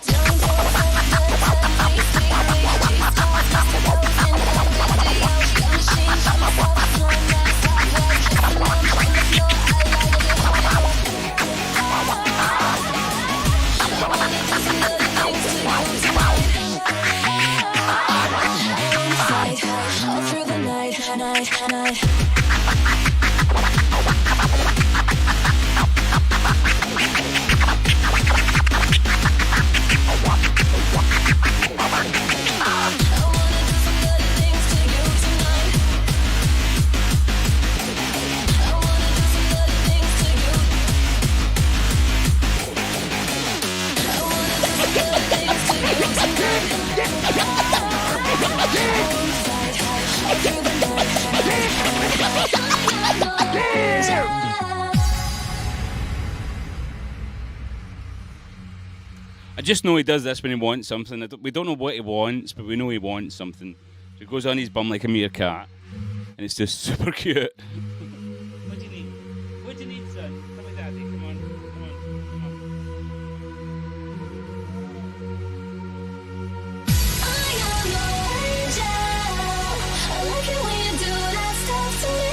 I am no angel. It's past his bedtime. When you talk, dirty when you talk. I am no angel. I like it when you do that stuff to me. I am no angel. I like it when you talk, dirty when you dirty talk. Dirty talk, getting heels, lingerie. Yeah, so big shout out to Alex Prospect, who delivered an amazing show. What are you doing? He's sniffing the microphone. What's that? Yeah, it's so good to have Alex back up, man. Like, you know, we've spent so much time together over the years, and he used to come out on the road with me all the time as well. This is something we didn't talk about. Like, I say to anyone who's been signed to the label, like, to break through in the UK hardcore scene, especially at its peak, super difficult. And one of the things you had to do was, like, be in front of promoters' faces. And Alex understood that. And he came out with me on the road every fucking weekend, man. Like, and he went up and he introduced himself to promoters and other DJs and gave out CDs, printed off CDs by the hundreds and gave them out for free. That guy was, the album doesn't even go close to describing how dedicated that boy was. And, you know, it goes to show how he's progressed in his career. Like we've all said, it's coming full circle and we're coming back stronger. We've cut off the dead weight, we're here as a unit and we're bringing back the 3 days stronger than ever. Don't forget, you have to pledge now, like it says in the back, the label relaunch is happening. Alex Prospect's back, even Kurt's coming back, loads of the guys are coming back. It's not just Power Stomp that's going to be great again, but the whole Lethal Theory and hardcore in general is going to be great again. But it's all down to you, my friends. We can't do it without you. We just can't. So please, pledge now. Go to Kickstarter. Been spamming the link all night, so please get on there. Make sure you pledge. It's payday weekend. Splurge a couple of quid, whatever you can afford. We appreciate all the support. Maybe I can buy another Brody. Thank you so much, my friends. We'll be in touch very soon with the next stream. Be more to come. We love you. This is Rave Riot. I'm Joey Riot. This is Brody. Shout out to Alex Prospect. Shout out to all you, my friends, for tuning in. We love you.